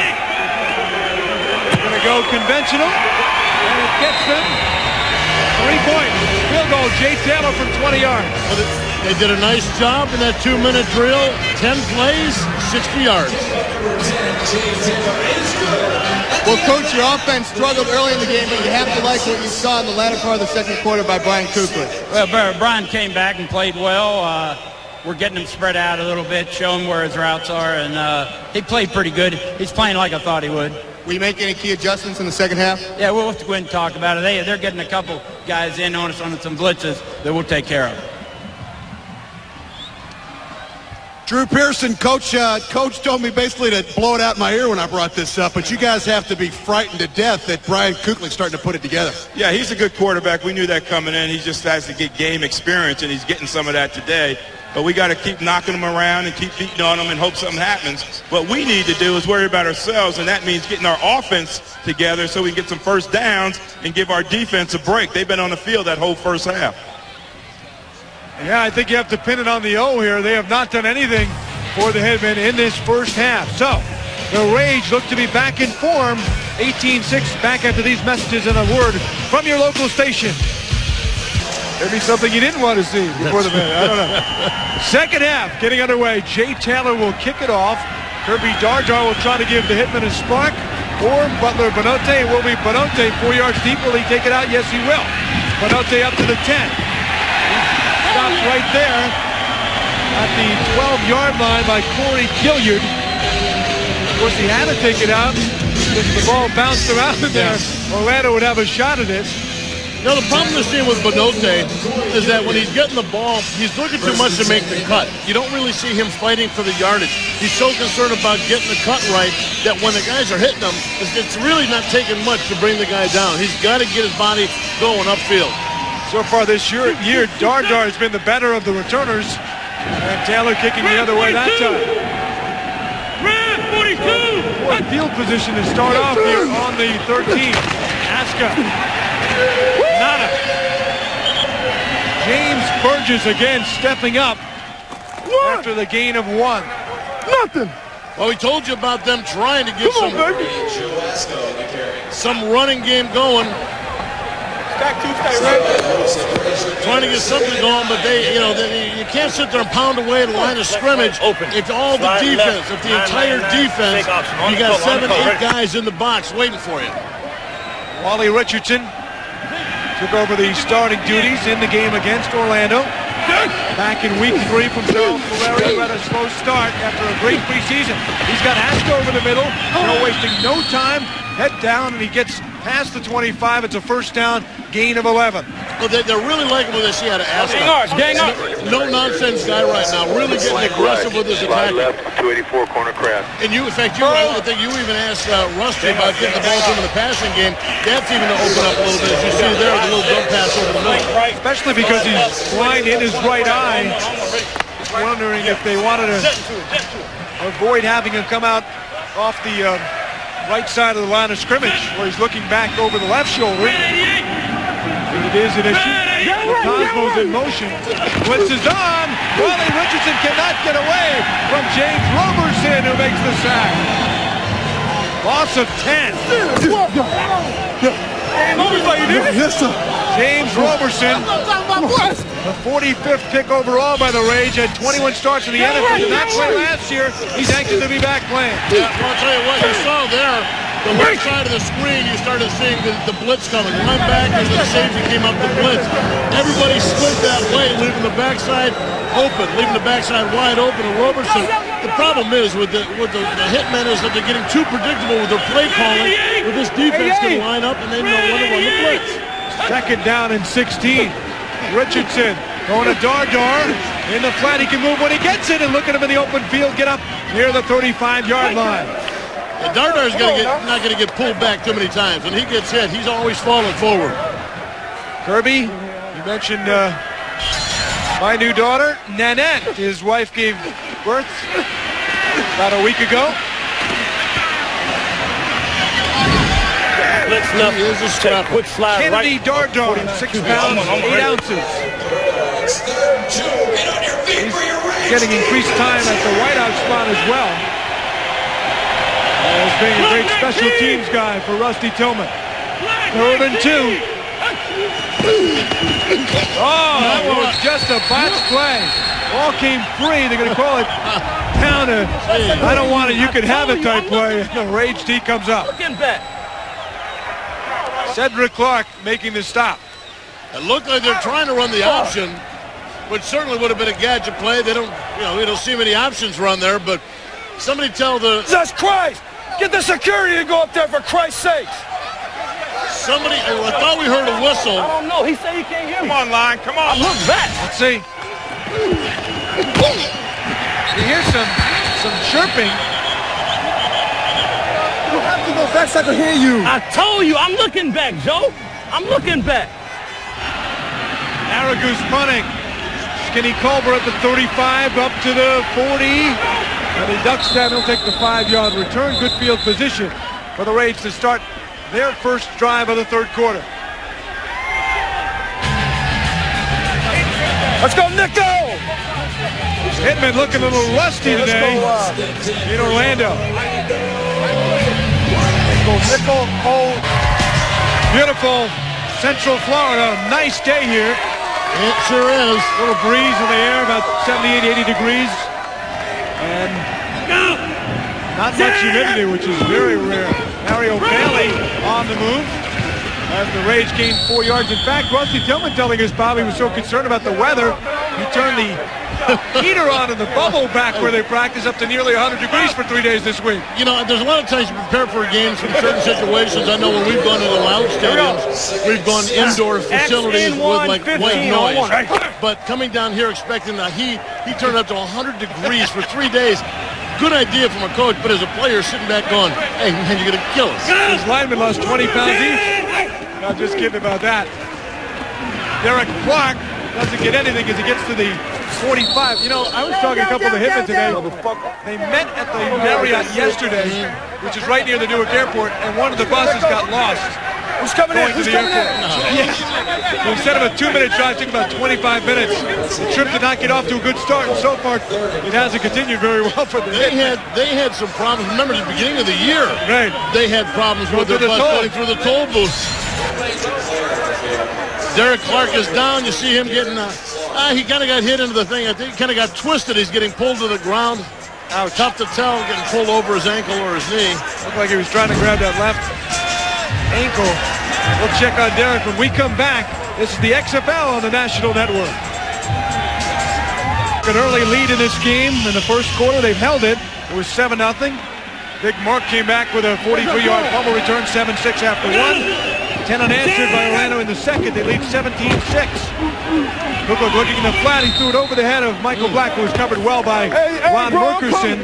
Hey, that's where you talk about Big Merk. We told you before, 6'1", almost 250. He was in man-to-man coverage on Black. Now, Black is 5'11", 200 pounds. Yeah, Merk, way to be on that. That's one of those mismatches that you hope to get. That. Way to go, D.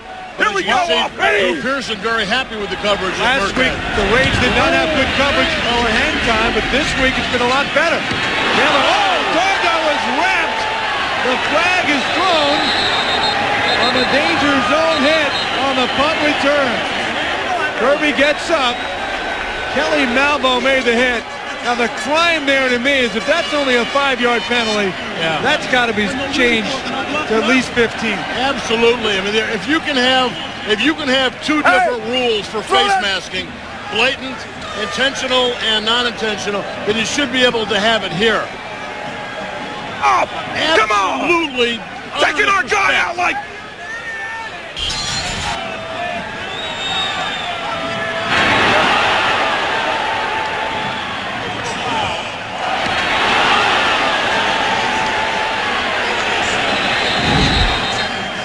First down. Kirby Dardar there is no foul for the ball going out of bounds since the receivers touched it prior to going out of bounds.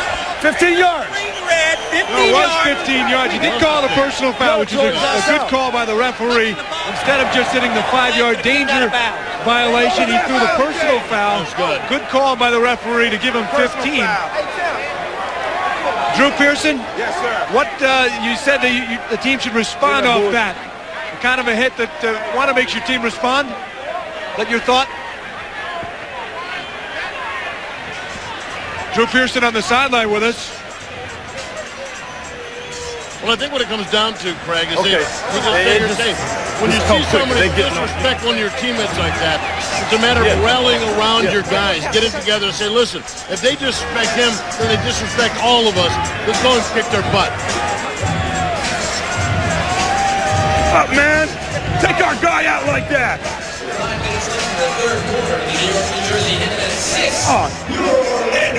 Come on, Arch. You with me? You with me? Come on. Coach Tillman, Drew Pearson is calling for some kind of a retaliation on that kind of a play by one of the Rage. There's no retaliation. We're just, it's a bad play by them. He does want his team to be fired up. And maybe retaliate in terms of putting some points on the board might be the thought. Richardson, Dardar. Oh, he's on again.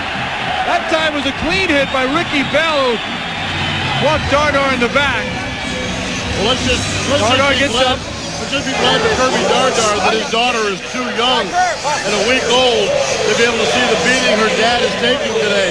The illegal shot on the punt return, and then this well-timed catch by Ricky Bell to knock that ball loose. Great shot by Bell. That is just clean football.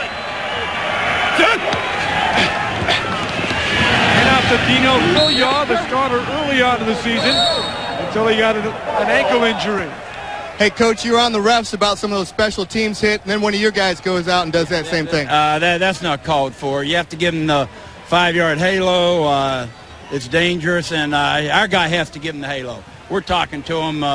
We don't coach it, but the guy was trying to make a play, but we don't coach it. I don't condone it by any means. Fair comment from Galen Hall. Not the typical stick it up for your guy answer you hear from a lot of people. Wally Richardson in trouble, and that's been the problem for the Hitmen today. A little too much pressure, and their quarterback not elusive enough to get away from the onslaught from the Orlando Rage, and I guess you could point it the DL versus the OL, and right now it's the Rage DL winning the battle. And you know what's sad about it is that in some of these situations that they're getting through on, they're just rushing for. Certainly there are some blitzes. This is a 4-man rush up front. Cedric Clark finishes them off. Once you get in there and get contact, you wrap it up, you got to hold on to it, you can drag that guy down. But boy, they're just winning the war in the trenches. So Alligo's punting again for the Hitmen. Caldwell is down the fire. Culver at the 40. And it's a good return up to midfield. Orlando will take over inside the Hitmen 50, leading by 11.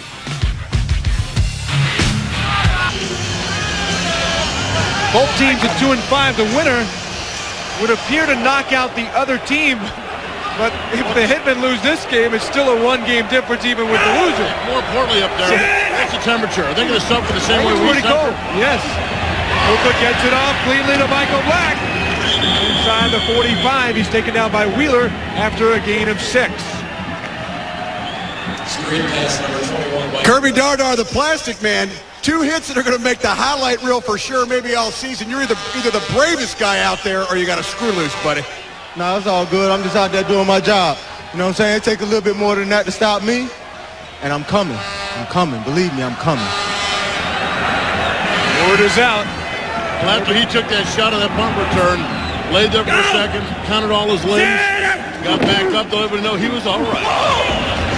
And he called a reach for it. Incomplete. Incomplete. The coverage by Joey Ellums. Third down, you got it, Al. Right now, though, I thought New York, Bob, in the first quarter had the momentum of the game when Markerson went in. They had the interception, sort of set it up. The offense didn't do anything with it. And those hits are sort of imposing the will of Orlando now on New York. But you know what's happening now is that the Rage aren't making the mistakes. Not making those mistakes. and the Hitmen are getting to the point defensively where they're too tired to make the plays happen because they are on the field all day long. They're just getting worn out. Oakland comes to there's a big play by Donnie Caldwell. Interception. Good plays. He stepped in front of the receiver on man-to-man coverage. A flag is down. And a big turnaround type play. The Hitmen hope for New York. We'll see what the flag is. It appeared to come after the flag. Well, the Hitmen should have had me say that they've lost. They're too tired to do anything defensively earlier. On the Orlando sideline. Okay, Orlando player. All right, 15 yards. Ooh, might be 15. What number? What number? Sacked on. What number? The guy that intercepted is 40-something. I don't know. Unsportsmanlike conduct after the interception. Yeah, right. Oh, it's against New York. You can spike the ball. No, they're tagging off 15. Against New York, penalty 15 yards from the end of the run. First down. Well, we saw Donnie Caldwell spike the ball. I don't know that. I mean, that's certainly not a penalty unless you spike it in somebody's face or spike it, hit somebody with it. What? I'm going to talk to somebody. Might have been for the reaction. I guess the rest. You're supposed to have a free speech in the XFL, freedom of expression. And if it was and the refs just don't want to tell us. A spike after the ball, sportsmanlike on the returner. That's a shame. That would have set up get another look. Richardson's going to run. Some great field position would have been. Gets to the 36. Let's take a look and watch Caldwell because they said it was on the returning player. Let's see. Left side of your screen, you're going to see the interception right there. Oh, and there's a face grab. For that? If he's being penalized 15 yards for that, then that's ridiculous. First of all, he was clotheslined down around his neck. Yeah, the guy had his head in his face mask. And then he simply spiked it in the XFL. That should be fine. And I don't mean fine as in hit him with a salary knock. Dardar makes the catch. That's nothing wrong with that. That's a terrible call. And like I said, I mean, it really hurt the Hitmen in the respect that would have been beautiful field position for him. They would have had the ball right about the 48-yard line. 47-yard line. Trey left. 35 gut on one, ready. Hey, Drew Pearson. Just wondering if you saw the spike after that interception. That seems to be the kind of thing that's encouraging the XFL, and they call 15-yard penalty on it. They've been spiking the ball all year long, and they decided to call it today. This is the XFL, not the NFL. Let's get it right, officials. That's a tough call in that spot. You get a big play in the interception. Well, in no situation you want to get into taunting. You see guys throw balls at people, but that had nothing to do with it. There was no taunting. We've been doing that all year. Everybody's been doing that all year. Exactly. That was just a bad call. They decided to call it now. It's almost like the refs forgot what the logo was in the middle of the field. I mean, it wasn't even a spike at a player where you could sit to him. Yeah, I tried to spell it out to him. XFL. XFL. I have no doubt about that. 7. New York recovering, rolling right, buying some time. All right. Throws it complete. Good job. Boy, this is a drive right here. Drew, take a look at the board there. You'll see the play again. Look up at the board. Here's the play. Yeah, Drew, at the end of the play here. Great interception. Watch this. That's a true face mask, 15-yard variety. Yeah, that's what we were talking about. And that's been happening all year. Here we go. 3rd and 5. It's a big down. Come on. 0 for 6 on 3rd down in this game. That's been a big story. All right, we'll see. Wally Richardson trying to buy time rolling. He's rushing, he's throwing it, and he throws it away. Out of bounds on the pressure from Cedric Clark. He had to get rid of it a little too quick again. Man, he is getting that from both sides. He is getting linebackers and safeties coming, corners coming from both sides, putting the pressure on him. He has no time in the pocket to set up. I told him to tell you, don't listen. Hey, the spike again. Yeah. Receivers, don't get discouraged. It ain't y'all. It ain't the quarterback. He just got no time. Don't get discouraged, okay? Keep working. Go up. Got to deal with the adversity of the bad call. They did move the ball back, got the first down, but they couldn't make the 3rd and 5. They're 0 for now 7 on 3rd down. No, fake! Puleri can throw a long pass. Throws it. Nearly caught, incomplete. Off the hands of Mark Tate, and it looked like the ball was catchable, although Bell was covering him. Puleri threw the ball a little bit low, but he was covered tight. Really nowhere else he could have thrown it. We'll get another look when we return. 17-6, and Orlando takes over in great shape. We've had a couple of plays that have been affected by the blowing of a whistle. And it has affected Wally Richardson. In fact, a couple series ago was running, looked like they're going to run an option. And they end up stopping the play, but the play counted because it was not one of the refs' whistles. So they're going to find out a little bit more about that. Anyway, the Raids have the ball at 50-yard line. After the fake punt attempt, Bob wide open, bursts, and it's over his head. And Brian Kuklik reaching the top of his head, not for the ineligible man downfield call, but for the fact that he missed the eligible receiver, Yellow Burks. Damon Wheeler fell down, and that was just unbelievable. Watch here. Mercy Burks, Wheeler goes down. They try to get some help over the top, but it comes very, very late. That ball, if on target, it's another score for him. 5th overall pick in the supplemental draft, Diallo Burks has had a monster season. Second in the league with 5 receiving touchdowns. Shea, good burst to the 40. Look at this guy go. Ryan Shea down to the 32. The all-time leading rusher in the history of college football. You all right? Almost 7,000 rushing yards. What they did on this play is, Greg, they ran what they call a dog zone with defensive linemen dropping off into coverage. But as they dropped back, all the momentum was going back. Nobody was there to make the stop on Shea. It was a perfect time for a draw as they run that zone dog, and then you start to drop defensive linemen off into coverage. It puts them right off the bat in a situation they're uncomfortable. Going to Shea again, and he squeaks free inside the 30. Wilkerson and Brad Trout got a piece of him. I'm coming back. Brian Shea tells the big defensive lineman, hey, I'm coming back. Out of Emporia State, I believe that's a Division 2 school. 292 seam, all one. 88 touchdowns. 6 NCAA all-division records. Well, granted, not against the top Division I competition, but still those numbers are so spectacular. Nearly picked, look out, that's a free ball, caught by the Hitmen, intercepted Raybon.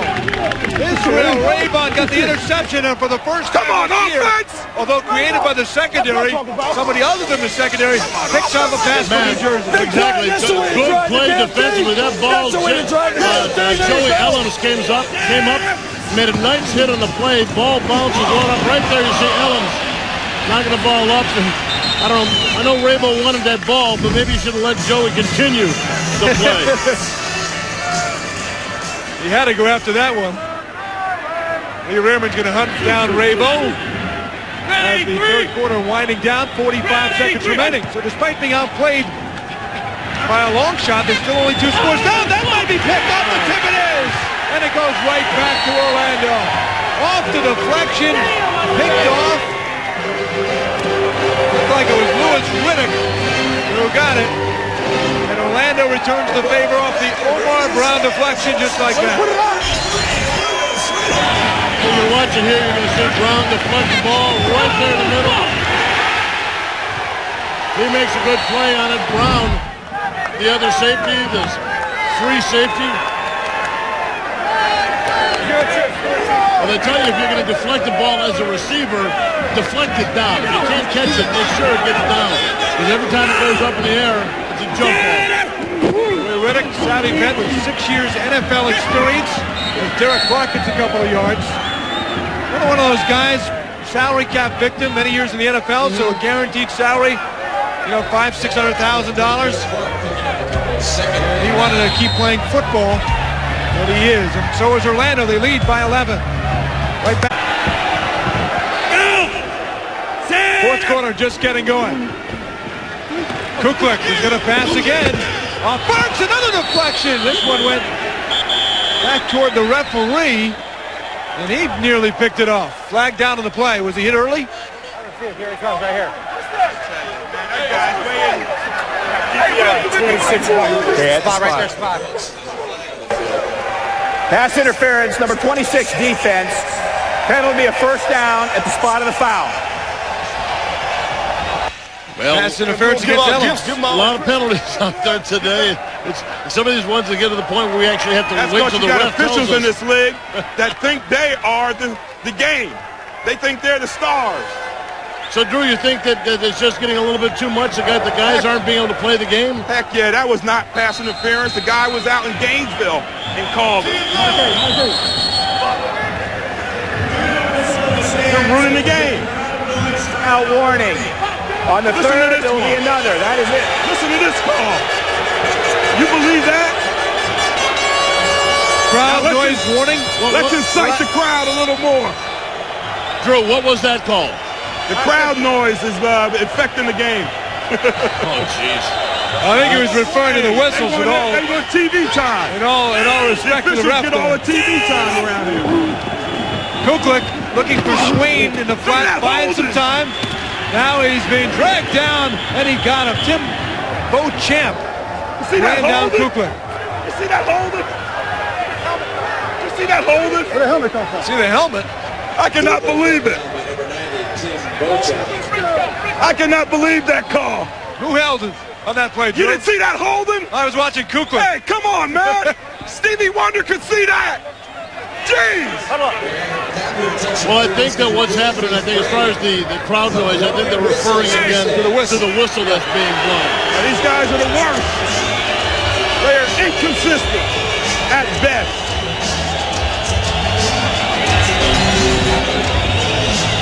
Well, one more time. Holman, 78. Jeez. Stevie Wonder could call that. You can't hold, and you got to get the hands up out of the other guy's Wide open man. There you go. Culver has it down to the 13 before Trout brought him down. So Galen Hall's Rage marching a gain of 16.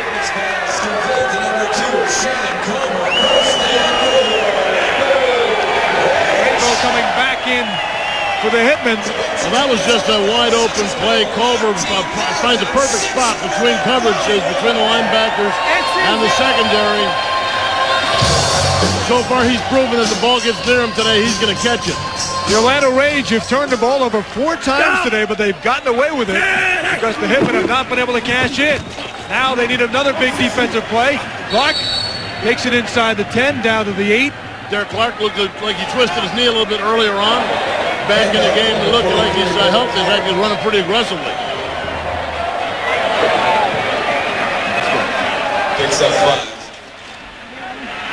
Orlando at Birmingham next week.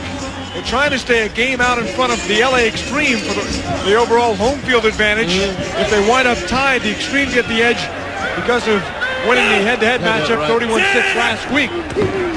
Kuklik on the draw. Clark met by Vernon Crawford. He got inside the 5 near the first down. Late flag. Another flag down. And there's the holding. This time, Drew Pearson gets the call, along with the Hitmen that'll back him up. That's a costly play for Orlando. Well, you know, the thing is, that holding could be called all the time. 79. Offensive linemen are always making behind contact. the line of scrimmage, previous spot. They're always grabbing. Holding, 79 offense. Penalties 10 yards, previous spot, repeat second down. Sean Love. Sean Love called again. Last week, he was called for a couple of plays, which really shut down the Rage running attack. He didn't feel that one was a chop block. He was called for. He asked the ref about the call. The ref told him that it was intent. He was intending to chop block. Thinking about it. He got it on an intent to chop block. I don't get that one. I'm going to have to check the books on that one. Another experienced NFL player, parts of 7 seasons. Kuklik over the middle. Has Swain. Good move to the 10. They're going to fly. He got back to the 9. Nice coverage by Damon Wheeler, stepping up against a shifty receiver in Kevin Swain, bringing up a big third down play. Big third down. It's the game right here, baby. Oh, this is going to be the game right here. Hitman defense to try and stop it because they have been on the field a lot in this game, and they're tired. But this is a time where, as if you are a good defense, Times like that, you got to suck it up and just go after it. Obviously, they love a turnover, but if nothing else, prevent the first down and force the field goal attempt. Let's see, Clark tripped up, and stepping up was Damon Wheeler again. A big play, 2 in a row for the left cornerback, Damon Wheeler. Why they would run it to Derek Clark on a counter play with Derek Clark, I don't know. He doesn't have the juking ability to make the cut. But he's a pretty much straight ahead runner. And once he was able to get his momentum going, it was way too late. The defenders had already penetrated. 26-yard field goal attempt. Oh, he missed the snap. Taylor's going to go after it, and he's taken down by guess who? Damon Wheeler. A huge turn of events. They not only prevent the field goal and the score, they take over at the 40. The Hitmen D playing it on a platter again. Good job, and the offense responds. Good job. Good job, D. Well, it's a guarantee. You come to an XFL game, you have a good time, and certainly the Rage fans lead the league in that category. Their team is 4-0 at home, trying to go 5-0. The Hitmen trying to return the favor from week 3 when the Rage came back in the fourth quarter to beat New York. Aska stopped at the 35, still fighting and plugging to get to the 37, a gain of 4 after the effort. But can Bob the offense here all of a sudden find something? There are only 2 scores down. I called 2 Yale, but they're not 2 touchdowns. It's going to take something special. They're going to have to go back and just throw away whatever the game plan is that they brought to this game today. You know, they started off the day looking like they were going to start to open the book up again and start to run some of the gadget plays. But, gadget plays aside, the halfback pass, reverse, things like that, you still got to get the ball downfield. They did it well a couple of weeks ago. They got to do it now. Right now, Orlando's given up the ball 4 times, and the Hitmen have only been able to get 6 points off of it. And they messed up the snap, botched it on a field goal attempt. Omar Brown is shaken up. He ain't got nothing for real. Well, Aska's a pretty big load to bring down. Omar Brown coming in, making the hit. Got him right on the right shoulder. Aska goes 5'11", but he's 247 pounds. Dang. Before breakfast. Rusty Tillman said he's been a real spark in the run game for New Jersey. And that guy certainly has been a spark for Orlando. And Omar Brown, Galen Hall told me he's the best defensive back on the team so far this year. Need me in my... No, he said he got a knee to his stomach, wasn't the shoulder. He'll be okay. So, the Hitmen are at the 37 and running out of time. There's still 9.5 to go. And they need 2 touchdowns. Richardson, there's one downtown. Flag is down. Dardar might have been pulled by the defensive back, Stephen Fisher. Thanks. Sean Banks is pleading his case right now. Offsetting fouls. Oh, it's going to go both ways. Holding. 87 offense. Illegal contact. 56 defense. Those penalties will offset. The down will be replayed. Just when you think you got an opportunity, you got a break. Martin's Hinton, tight end, called for holding. Sean Banks, Orlando hit with the penalty. Well, he was. And hit. He's hooked up. He was matched up on that one against Zola Davis. There's no way you want one of your linebackers matched up against a guy with Zola's speed. Black 58. Rage have had an effective day pressuring the quarterback Richardson. They're blitzing again, and the handoff, and Askas ran into, like Sean Banks stepped up and got him, a loss of 1. Well, they ran a counter tray, pulled both backside linemen, delay the handoff and come up inside, but play up big time. Richardson looking for the Cosmo was covered, and he throws it incomplete. Again, rushed it a little bit. I'm not quite sure what he was thinking about there. I don't know if there's communication. I don't know if they don't know what's going on here. I mean, Wally, DeCosmo is all the way downfield. Wally Richardson throws the ball with about 10 yards. Once again, they've got a situation with a bad snap in the field goal. They get the ball, and they can't take advantage of it. They're stuck in a time warp because this has been eerily representative of the early weeks for New York and New Jersey. Returned by Colbert. Collins made the stop. Reminds you of the Hitmen when they went 0-3 so far on offense. under Puleri early in the season. Talk to him. Come talk to him. You obviously were. Talk to For 2.3 yards per play. Now, that's a bad enough. That's a bad number when you're talking about the run game. But when you're talking about run and pass, 2.3 per play, ain't gonna cut it. Brutal. Michael Black taken down. Hold on. 88! The defensive player of the week in week 6. After a late interception preserving victory. Blocked! The punt is blocked! Where is it? It's around the 30-yard line, and again, special teams comes up with a play for the Hitmen. The defense has done enough today, despite the 17 giving up, but you can't really fault them First down, entirely. Can the offense do something? Here it is again. Taken right off of his foot. Great placement. Great visualization. Damon Wheeler may have got it. May have got it. The Rage picks it up, but they still don't have enough yardage there to get the first down. They can pick it up, move with it possibly. Cosmo getting credit for the block. Richardson back. Looking end zone. Throwing. Got him in open. Touchdown, Mike Archie. Touchdown, Hitman, and they're back in the game. I think we got to go deep right now. Yeah. Wally Richardson took a shot after he threw that one. He's got to watch that touchdown on the highlights later tonight. Hey, we got to. But Archie just walked away. Way to go, Arch! How did he get so wide open? Way to go! Mike Archie just walked away from the defender. Right there, just walking away from number 24, Ricky Bell, who's had a good day coming up and making some plays, but it's Mike Archie getting the just enough space away from Ricky Bell to make that touchdown catch. Mike Archie with his second receiving touchdown of the year, his fourth overall score. Richardson filing for the extra point, and not a key one with a 5-point difference. But sometimes those things can bite you at the end when you don't think so. 5-point lead now for the Rage with 5:07 remaining.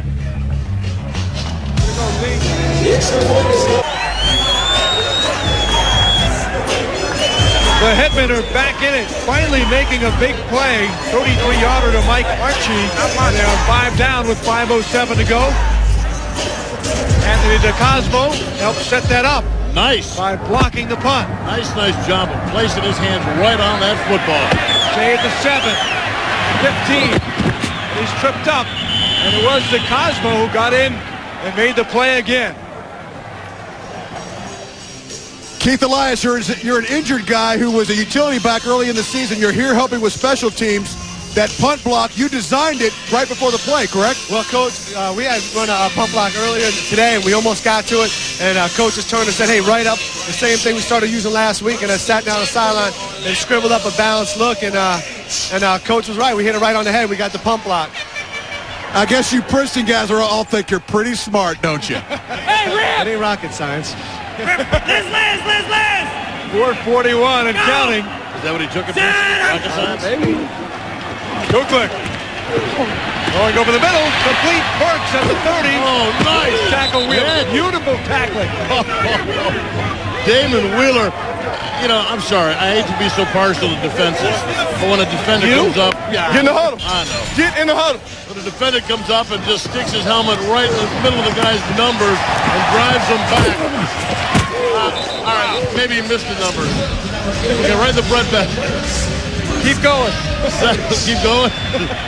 Keep going south. I think Arturo Gotti took a couple of those shots last night on Aska. Yeah. La Jolla. Inside 4 minutes. Rage trying to turn the clock. And Wheeler on the corner made the stop.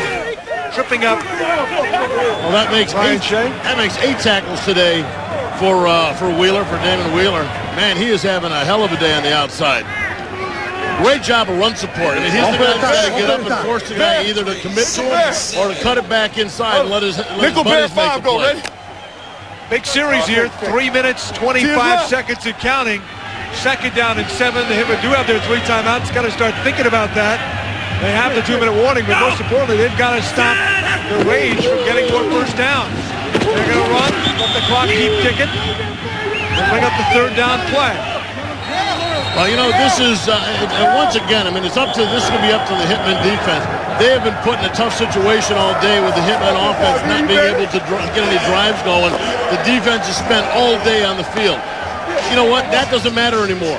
They got to put it all behind them. Everything that lies in front of them is in 3 minutes and 8 seconds. They've got to suck it up and find a way to stop this Rage offense from getting even one first down. Believe me, all the touchdowns aren't going to come as easy as that last one from Richardson to Archie. Hitmen called a timeout, so they have 2 remaining. Same thing. Can you believe the third down numbers in this game? The Hitmen are 0 for 8 on third down, and the Rage are 1 for 10. Unbelievable. This is not a cheapy 3rd and 6. One of those plays here, I mean, do you have to pass? Do you try and pull them and draw play, or what? What do you think? You know, at this point, you don't want to take too many chances, too, because they're still in that side of the field. You know, they're going to have to do something like a quick slant, something that doesn't have too much risk to it. So we haven't seen any throwing any quick slants or quick outs like that. Anything that's a really quick hitting pass. So I don't know that we're going to see it right now. You hate to see the incomplete if you're the Rage, too, to stop the clock, but the way they go at it, I wouldn't be surprised if they throw it in. They go 3 wide receivers, split to the left, trips left. Go! Black is in the backfield, and Cooklick is going to pass. Looking over the middle, has Swain, no first down yet.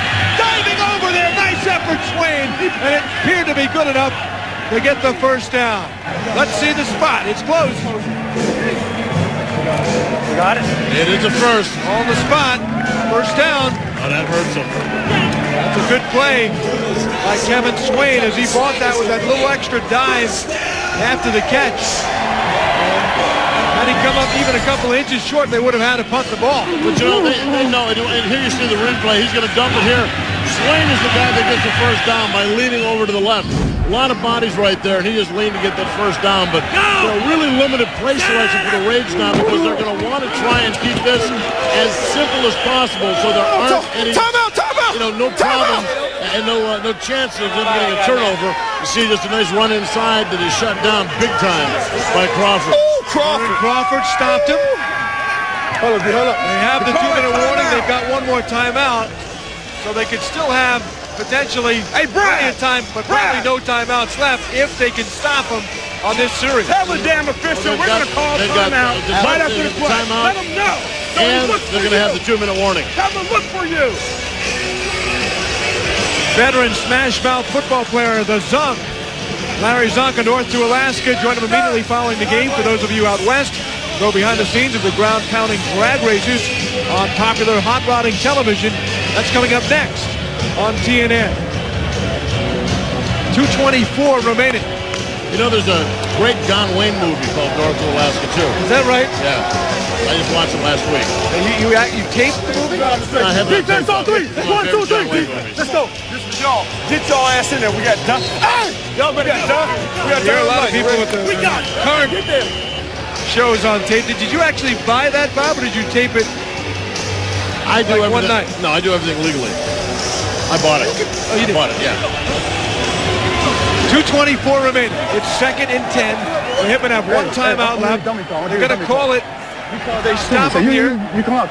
Create the third down, and then they'll get the 2-minute warning as well. But Rage really could be a first down away from cinching this game. That's right. They get the first down, it all changes.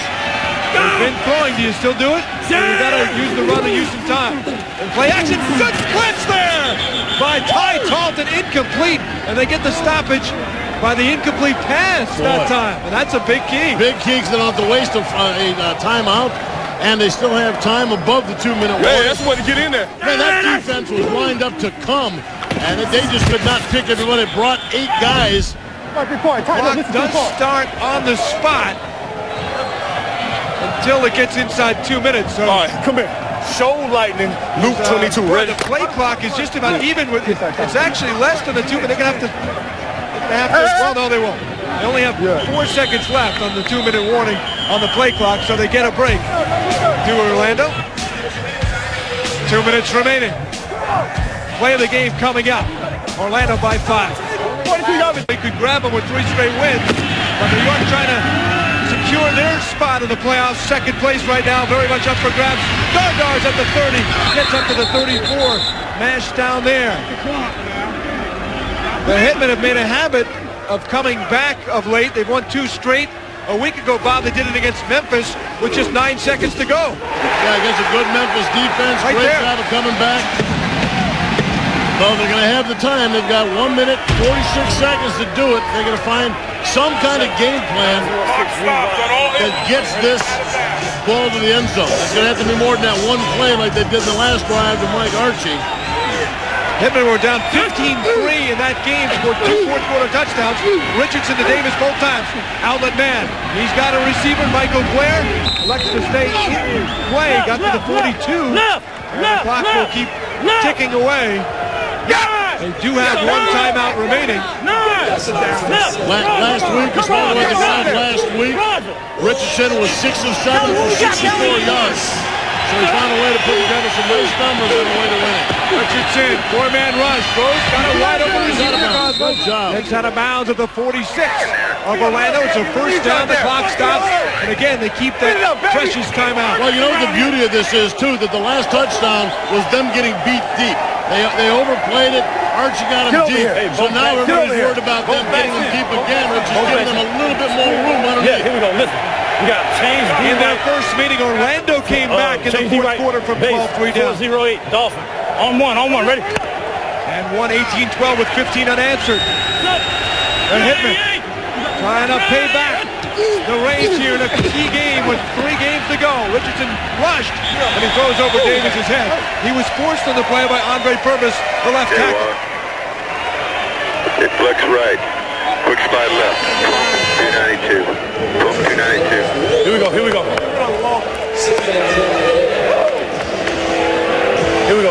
Listen, we got gun. Flex right. Get up there. On the color. Ready? The clock's winding down, and Richardson, I don't know if he's aware of that. 4 seconds, 3 on the play clock, he gets it off. Richardson, little fake, get in by it. Now he throws. Is that a throw or not? Incomplete. Forward pass. Oh, Richardson taken down. Polari's going to have to come on because Richardson is hobbling off. And Charles Puleri, the quarterback the first couple weeks, what happened here, Bob? He got a slam in the face at the end, and when he came down on it, the leg snapped to the inside. Looked like he may have sprained the medial collateral, the inside of his knee. Definitely looked like he may have stretched it a little bit. Charles Puleri, who does have a good arm, in fact, probably could throw the long ball better than Richardson. The start of the first 2 weeks really struggled. The clock should not be running here, and they're going to have to adjust Incomplete pass. With the timer, please reset the clock to 1 minute and 2 seconds. 1-0-2. Hey, Drew, the ref got that one. He's taking out his earpiece so he can't hear us talking. you know, Drew really. I'm telling you, this was what a shame though. At the end of you see when he came down to the knee, his knee just snapped to the inside. It was a very freakish looking. Keep that thing running. Wally Richardson, don't know the extent of the injury. We'll see what happens in the third. Larry did not throw a touchdown pass in his first 2 starts. He throws a deep ball there. Archie going for it. He was bumped. He got bumped. I thought he got bumped as well. No flag. No flag. Fisher on the coverage. It's like they were both sort of jostling. Maybe one that could have went either way. See, now here's the problem. Puleri hasn't had the snaps with this offense. When he took that ball and he looked downfield, let's check it at the end there. Flex left, slide right. A little bit of a bump, probably no call there. Problem is, Puleri looked at him at Fisher, looked at him all the way downfield. 4th down, they got to go for it. This is the play. This is it for the Hitmen. Oh, the play clock. I see it at 0 now. Huddle up. Don't see a flag, though, do you, Bob? No. Don't think that. Come on, hurry up! Hurry up! Looked at the clock at 0 and was wondering what happened. They actually had never reset it. So now it's going. Slide right, all hook, close, on one, ready? Get the first! Larry's in the shotgun, and this is the ball game for the Hitmen. 4th and 10. Puleri in relief. Can he be the hero? Over the middle. Incomplete. Nearly intercepted. Didn't matter. Same result. Raids take over. and that should be it. Kelly Malvo on the coverage. Malvo, low concentration. Problem was, Puleri goes in. He's not loosened up. He hasn't had a whole lot of snaps with the offense. And you know what happens, for instance, the third down play that he throws into coverage because he's not looking around. Here, same thing. He's not used to working these guys. He throws into triple coverage. Two guys in the same zone. Guy was open and he just can't find it. He had him open on the inside there, Bob. It looked like the Cosmo was going left, square in maybe, and he was open, and instead the pass went the other way. And that comes from taking snaps together and being able to know which way the guy's going to throw the ball. So the Orlando Rage will be able to kill it. The Hitmen have a timeout. And the Hitmen offense had all kinds of chances for the defense today. They forced some turnovers. It wasn't a spectacular Rage effort, but they will take it. A bounce back against the Hitmen. And the Orlando Rage will move to 7-1 of the year. The Hitmen now with a precarious 3-5 record. And Bob, somebody's going to win that Chicago-Birmingham game with UPN coming up in just a few minutes.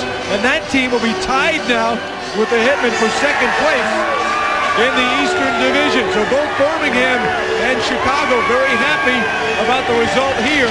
So is Jalen Hall.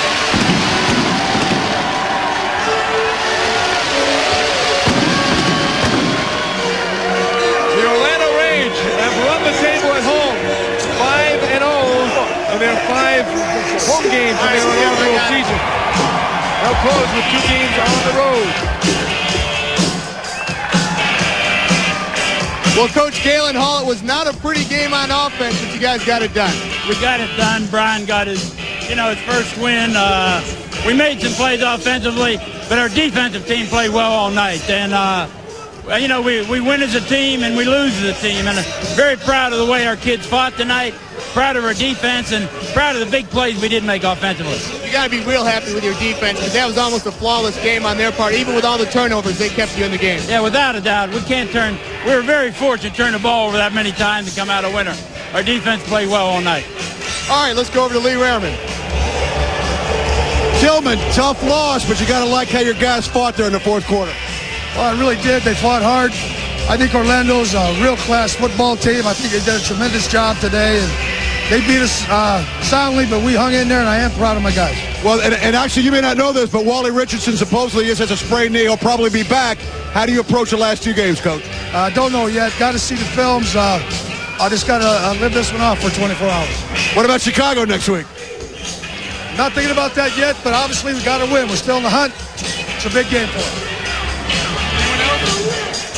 Well, setting up the dramatics here, this game, as the Hitmen and Ron Merkerson thought he had perhaps the game turner with the fumble return for the touchdown in the first quarter. You talk about the battle in the East. Orlando's 7-1 now. The Hitmen fall to 3-5. As you said, Birmingham, Chicago coming up. But that Orlando team really winning. Not pretty. Not pretty, I'll say. They haven't really gone out there and dominated. Even in their loss last week, they were shown to be very, very human. And so they continue just to go out there and get the win that they need. Now, is that enough to get into the playoffs? Yeah. Is it going to be enough to go through the playoffs? We'll wait and see. Birmingham beat both New York and Chicago. So if they could beat Chicago, then that would put Birmingham in control. They play the Hitmen in the final game, so don't forget about that. They've lost 4 straight. Chicago with a chance to pull even with New York, and those 2 teams play next week. All the games are within the division in both of the divisions during the final 3 weeks of the season. So it's going to be a great finish. Orlando has pulled in front of the overall home field at 7-1 now. Hey, Brian, I talked to you early in the second quarter. You said you had to settle down. You did. You got some scores. Did you start to feel a little more comfortable out there? Yeah, I felt good second quarter. We came out in the second half, and, we were sloppy. We gotta fix that. We got to change that. We won the game, but we were sloppy. Last 2 weeks, a lot of turnovers for you guys. How do you guys get rid of that? I don't know. I threw 3 picks today that, I think it's just unlucky. I don't know. It's just getting the ball to guys that are open. That's all it is. You'll be able to relax a little bit more next week now that you got 1 game under your belt? Yeah, my first pro start, and I was excited early. Next week will be a lot better. All right, Brian. The Orlando Rage have clinched the Eastern Division title with 2 weeks to go. They beat New York. Back with more from the Citrus Bowl in just a moment. We're back on track right now. We had a great week of practice, and we just need to come out here and execute. We're ready, and we're going to rally around the family. Now, what did you guys work on? What was the emphasis this week in practice? You guys had a lot of turnovers in last week's game in L.A. Yeah, we had to fight. We had to come back last week. We want to get out into a fast start on New York and, hopefully put them away early. All right, let's go over the other sidelines where Lee Ramerman is standing by with Drew Pearson.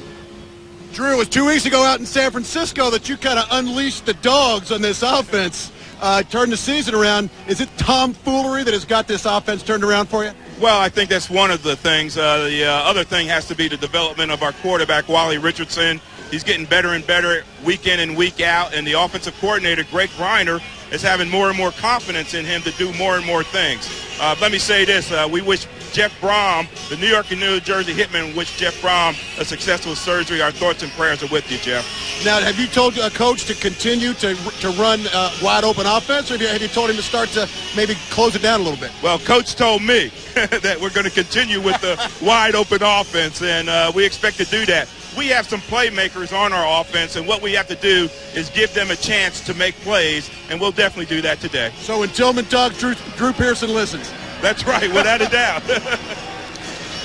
Drew Pearson, great wide receiver, the GM, VP of the Hitmen. A nice 80-degree day here in Central Florida. Low humidity, which is very rare around these parts. It is getting a little cloudy, and there is a slight chance of rain as we move along today. Leo Aragus has been struggling a bit lately on the field goal kicks. Brian Shea is back deep for Orlando as we get the kickoff to the game, and Shea will grab it at the 3-yard line. Brian Shea. He's up to the 20s, finds a seam at the 30. Look at Brian Shea go. At the 40, makes a move around by Note. Brian Shea trying to go the distance. Shea is tackled at the 1 by Anthony DeCosmo, who came back to get him after a 96-yard return. What a way for that Rage team to start. There you go, it. And I'll tell you what, it was a Rage team last week that suffered at the hands of special teams. Today, they started off and they get field position, put themselves in the shadow of the goal line with that run back by Shea. All the way down to the 1-yard line, Brian Shea, 5'8", 207-pounder out of Emporia State, has always been fighting the odds, and he sets up the Rage in great shape here to start it off. There's Clark trying to ram it in. He's got it. Touchdown! The Orlando Rage may have a little chip on their shoulder after taking their first loss a week ago, Bob, but it took them 40 seconds to get rid of that. Like I said, last week the Rage lost their first game against the LA Extreme, largely due to the fact that they couldn't play special teams. The LA Extreme special teams put the Extreme in field position all day long. Wow. And the Rage just couldn't react to it. Well, today, things, at least in the first 40 seconds, have switched around. Rage is 35% on the conversion. That's below the league average of 38%. Kuklik throwing it. He got it there. Kevin Swain. And that quickly, the Rage have hopped out on front. 7-0 on the conversion.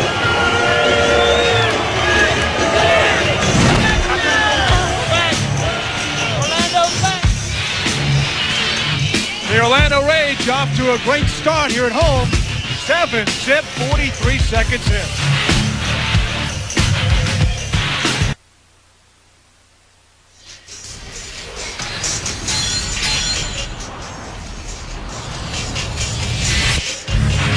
And for the LA Extreme, a win tonight guarantees them a playoff spot. Get him! To the end zone, touchdown, and guess who? Ricky Brady. Vegas just won. Now it's a 3rd and 15. Quick kick opportunity. Quick kick. Hey, one of the new rules that we're going to see is 48. There it is. Quick kick. Michael Blair. Live ball after 25. It's dropped, but then regathered by Reggie Doster. And Orlando is going to wind up with the football. Bob, the reason for that, the new gunner rules, and allowing the Flyers to take off. Good job, Coach. Good call. Saw some bad blood after the play. And our score here in Orlando is the Rage 7 and the Hitmen nothing. As we pause for a timeout, let's take this look at Chicago Enforcer running back LaShawn Johnson, a great example of the U.S. Army's victories.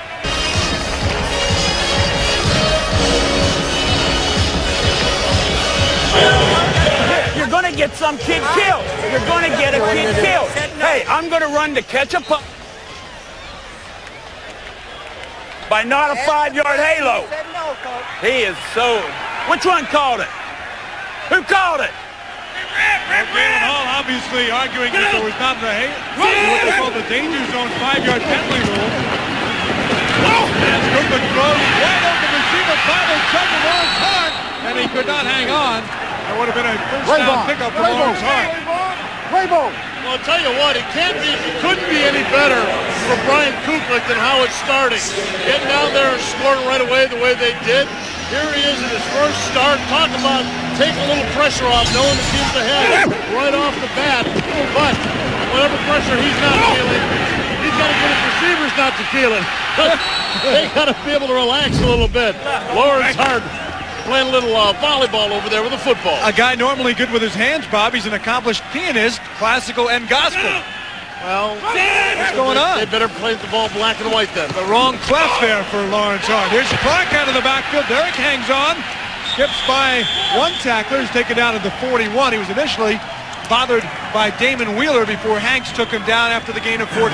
Now, we didn't see much of Derek Clark last week. He was kind of the lead guy in their running attack. Last week we didn't see much. They fell behind early because of special team success. Zin, 0, 14 bounds on one. Felt like they had to pass to catch up. So Derek Clark, the run game suffered. But the run game is about a 45 to 48% of their total offensive play in usual situations. Clark's been a great rusher this year, but had just 11 rushes last week. Michael Black gets the call, and he is racked in the backfield. Wayne Sabb came in from his right end spot, loss of 5 on the play. Well, any team coming up against the Rage has always had the same defensive philosophy. Stop the running attack. They've got 3 good receivers. Derek Clark, we saw Brian Shea in the kickoff return, and Mike Black does a nice draw job check, also. 950 So it's always defensively shut down the running game, then get after the quarterback. That probably won't change it too much today with Kuklik, the new guy, at quarterback. Orlando has struggled with the run last couple of weeks. They're still third overall. There's a big burst from Michael. He fumbled the ball. I think the Rage, though, pounced on it at the 45, and it may very well have been Black getting his own ball. Luckily, they say that football bounces weird. Luckily for Mike Black, it didn't bounce that strange. It just kind of laid back there where he dropped it. He was able to get back and grab it. Number 78, Chris Mamalanga, down. A little shaken up on that play. Can you lay back for me? Or is it Mamu? Big plug in the middle for the Hitmen. No doubt about that. I heard of. You feel it pop it off? That's the voice of Drew Pearson you're hearing as well.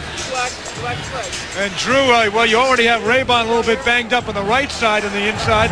Mamalanga, one of your big plugs on the left side of that line.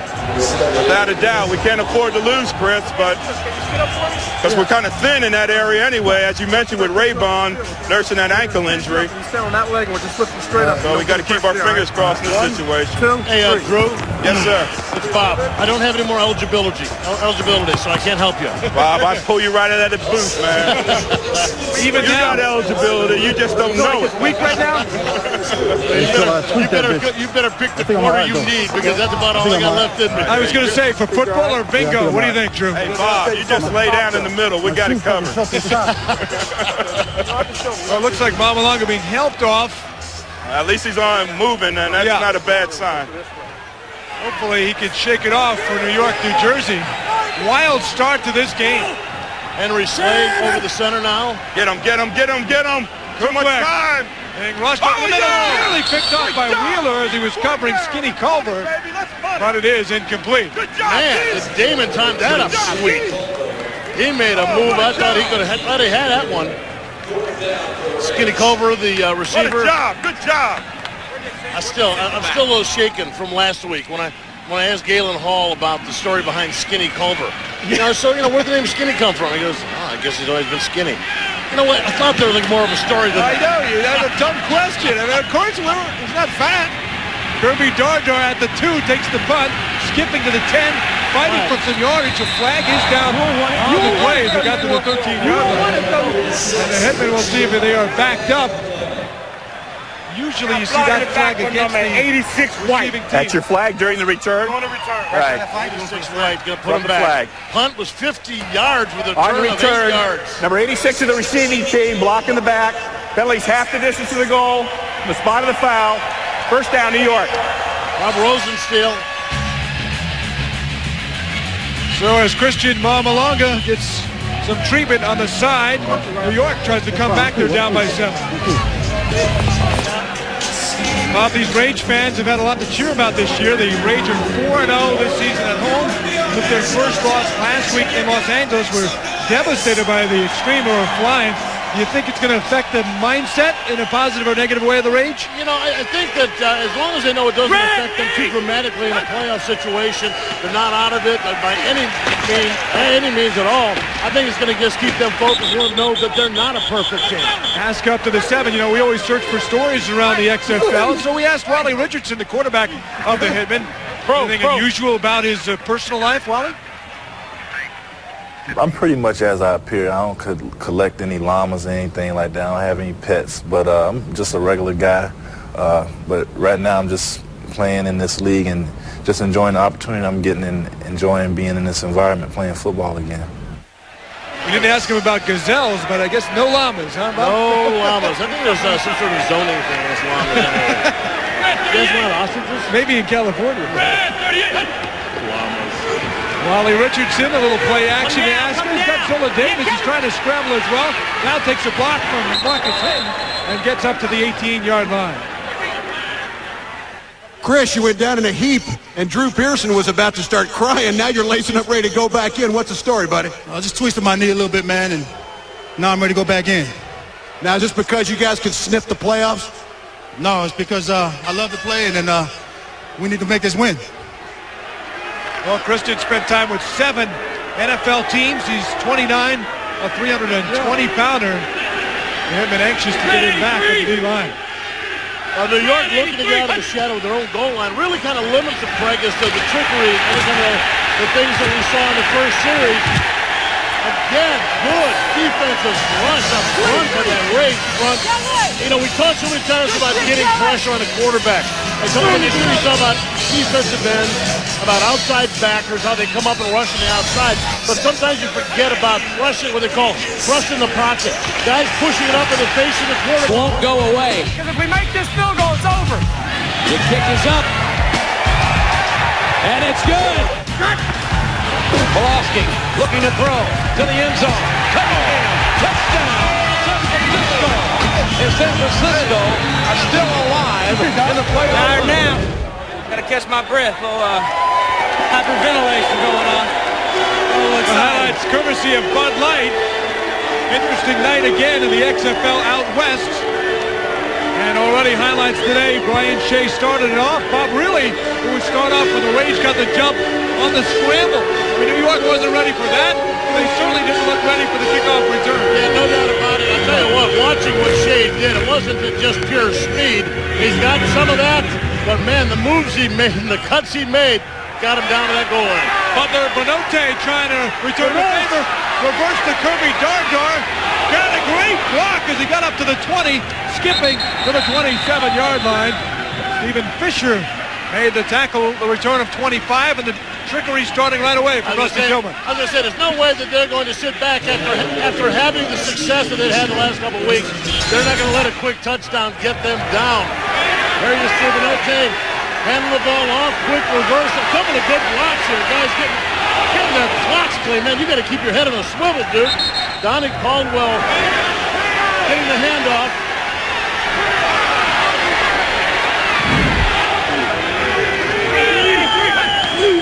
Well, here's Wally Richardson's first attempt. Look out! He's throwing it to traffic. He's thrown back. That's a clean play. And Aska has it after the initial catch by Zola Davis. And it was a great catch in traffic. Can you believe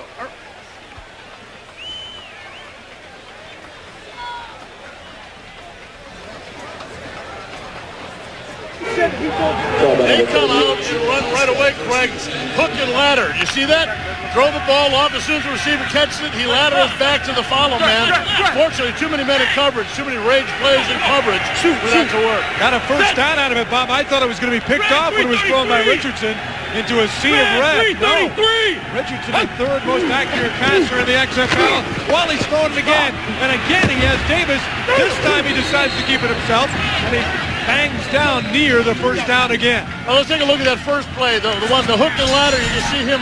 He has to throw it to the one receiver because he's the one in position to make the pitch to Joe Aska. Aska gets the pitch. Unfortunately, the coverage and the rotated, there's already 4 defenders over to that side of the field right there to make the play. Run past 36, 608 block. On one, ready? So, couple of trick plays in a row as advertised from the men in the white, black, and blue. Red 141! Dealing out the black and blue the last few weeks in the XFL, playing great football. Play action Richardson. Has some time to buy time and throw. And he's trying to hook up with Dargar. And also Zola Davis is incomplete. One of the guys, too, obviously we've seen Wally Richardson early. Expect to see a little bit more Joe Aska, too. Not just as a as a running back. This guy is actually he's really starting to come on. If we were told, I didn't even realize this. He was cut by this team coming out of training camp, but they brought him back in. He's getting more productive as special teams, but he's really been having a couple of good games. So watch for Aska in the run game. He will be called on for some heavy duty. Aska number 38, as we told you here in the games before, blind in his right eye. Former NFLer with Oakland. Richardson in traffic, and he's taken down by James Roberson. The big left end makes the sack. His 50 leads the team. Nice job of the last pocket. Wally has thought the last couple passes has had the room to step left and right to avoid the rush. That time, boy, the whole middle. Clayton Roberson coming in, Ben Huff, number 72. Straight right, 38 toss, quick kick, on one. After a devastating start, the Hitmen have suddenly unleashed an explosive offensive attack. Desperate teams do desperate things. Boy, business has picked up here for the New York Hitmen. New York has a burst of momentum after a last-second comeback win put Tillman's squad smack in the middle of the playoff picture. Wally, back to throw. The pass. Touchdown! Zola Davis for the $100,000 catch. He thought he's seen it all. He ain't seen nothing yet. The revitalized Hitmen will set out to crack Orlando, who will have to go without their star quarterback, Jeff Brom. That's it for him, at least for now. Just a good hit and separated my shoulders. Bad break. How frustrating is this for you? Well, you don't want to get hurt. You want to be able to play, and I'm not able to. With their undefeated streak over, an injured Brom will watch from the bench as the Rage look to overthrow the Hitmen. We're throwing something new at them this week.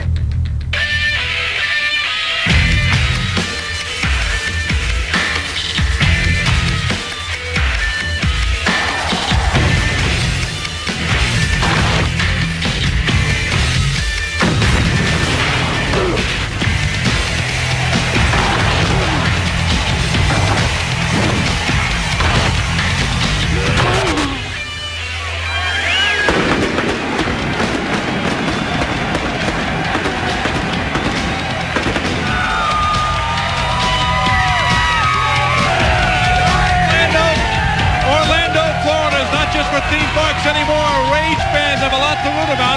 Orlando's still undefeated at home as they look to secure the top spot overall in the XFL. Today on TNN, it's the New Jersey Hitmen against the Orlando Rage. The Rage coming off their first loss of the season, but they have still clinched a playoff berth, while the Hitmen have won 2 straight as they look to secure the second spot in the Eastern Conference. We started off with the wild scramble. Scott Clonan for Orlando, 3-3 in the year. Donnie Caldwell is 3-1 for the Hitmen. Okay, gentlemen, please go on my whistle. I'll say set, and we'll go. The team that gets the ball has a choice of the choice now or in the second half, and kick or receive or defend the goal. Please wait for my whistle. Set.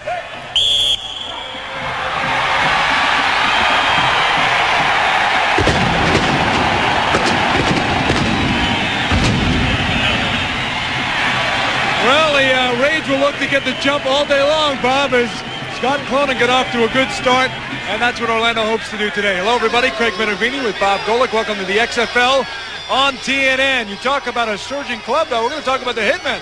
They looked like they were going to get whacked 3 weeks ago. They were 0-3. They weren't playing very exciting football, Bob, but their fortunes have changed since they changed their quarterback. Well, I tell you what, it really has come down to that and a change of attitude. Wally Richardson has become the guy 3-1 right now as a starter, but also offensive philosophy, which has come with Wally, has really opened them up. This team has gone to be a more vertical football team. They're not afraid to throw deep, and they're not afraid to take chances. As Rusty Tillman told us, they'll run some gadget plays. Matter of fact, in the last 2 weeks, Greg, they have had 6 different people throw the football. Sometimes successfully, sometimes not successfully, but yet it's opened up that offensive attack line. Hey, one thing you can always say, though, Bob, is the trick plays are fun to watch for a fan or somebody watching the game, whether they work out or not. Now, as for Orlando, their quarterback, Jeff Fromm, injured out for the year last week. First start today for a guy named Brian Kuklik. For more on that story, down to Kip Lewis. Well, guys, Jeff Fromm is not even in the stadium today. He will have surgery on that injured shoulder tomorrow in Birmingham. That means the pressure falls on this guy, Brian Kuklik. What do you have to do to get this team back on track offensively?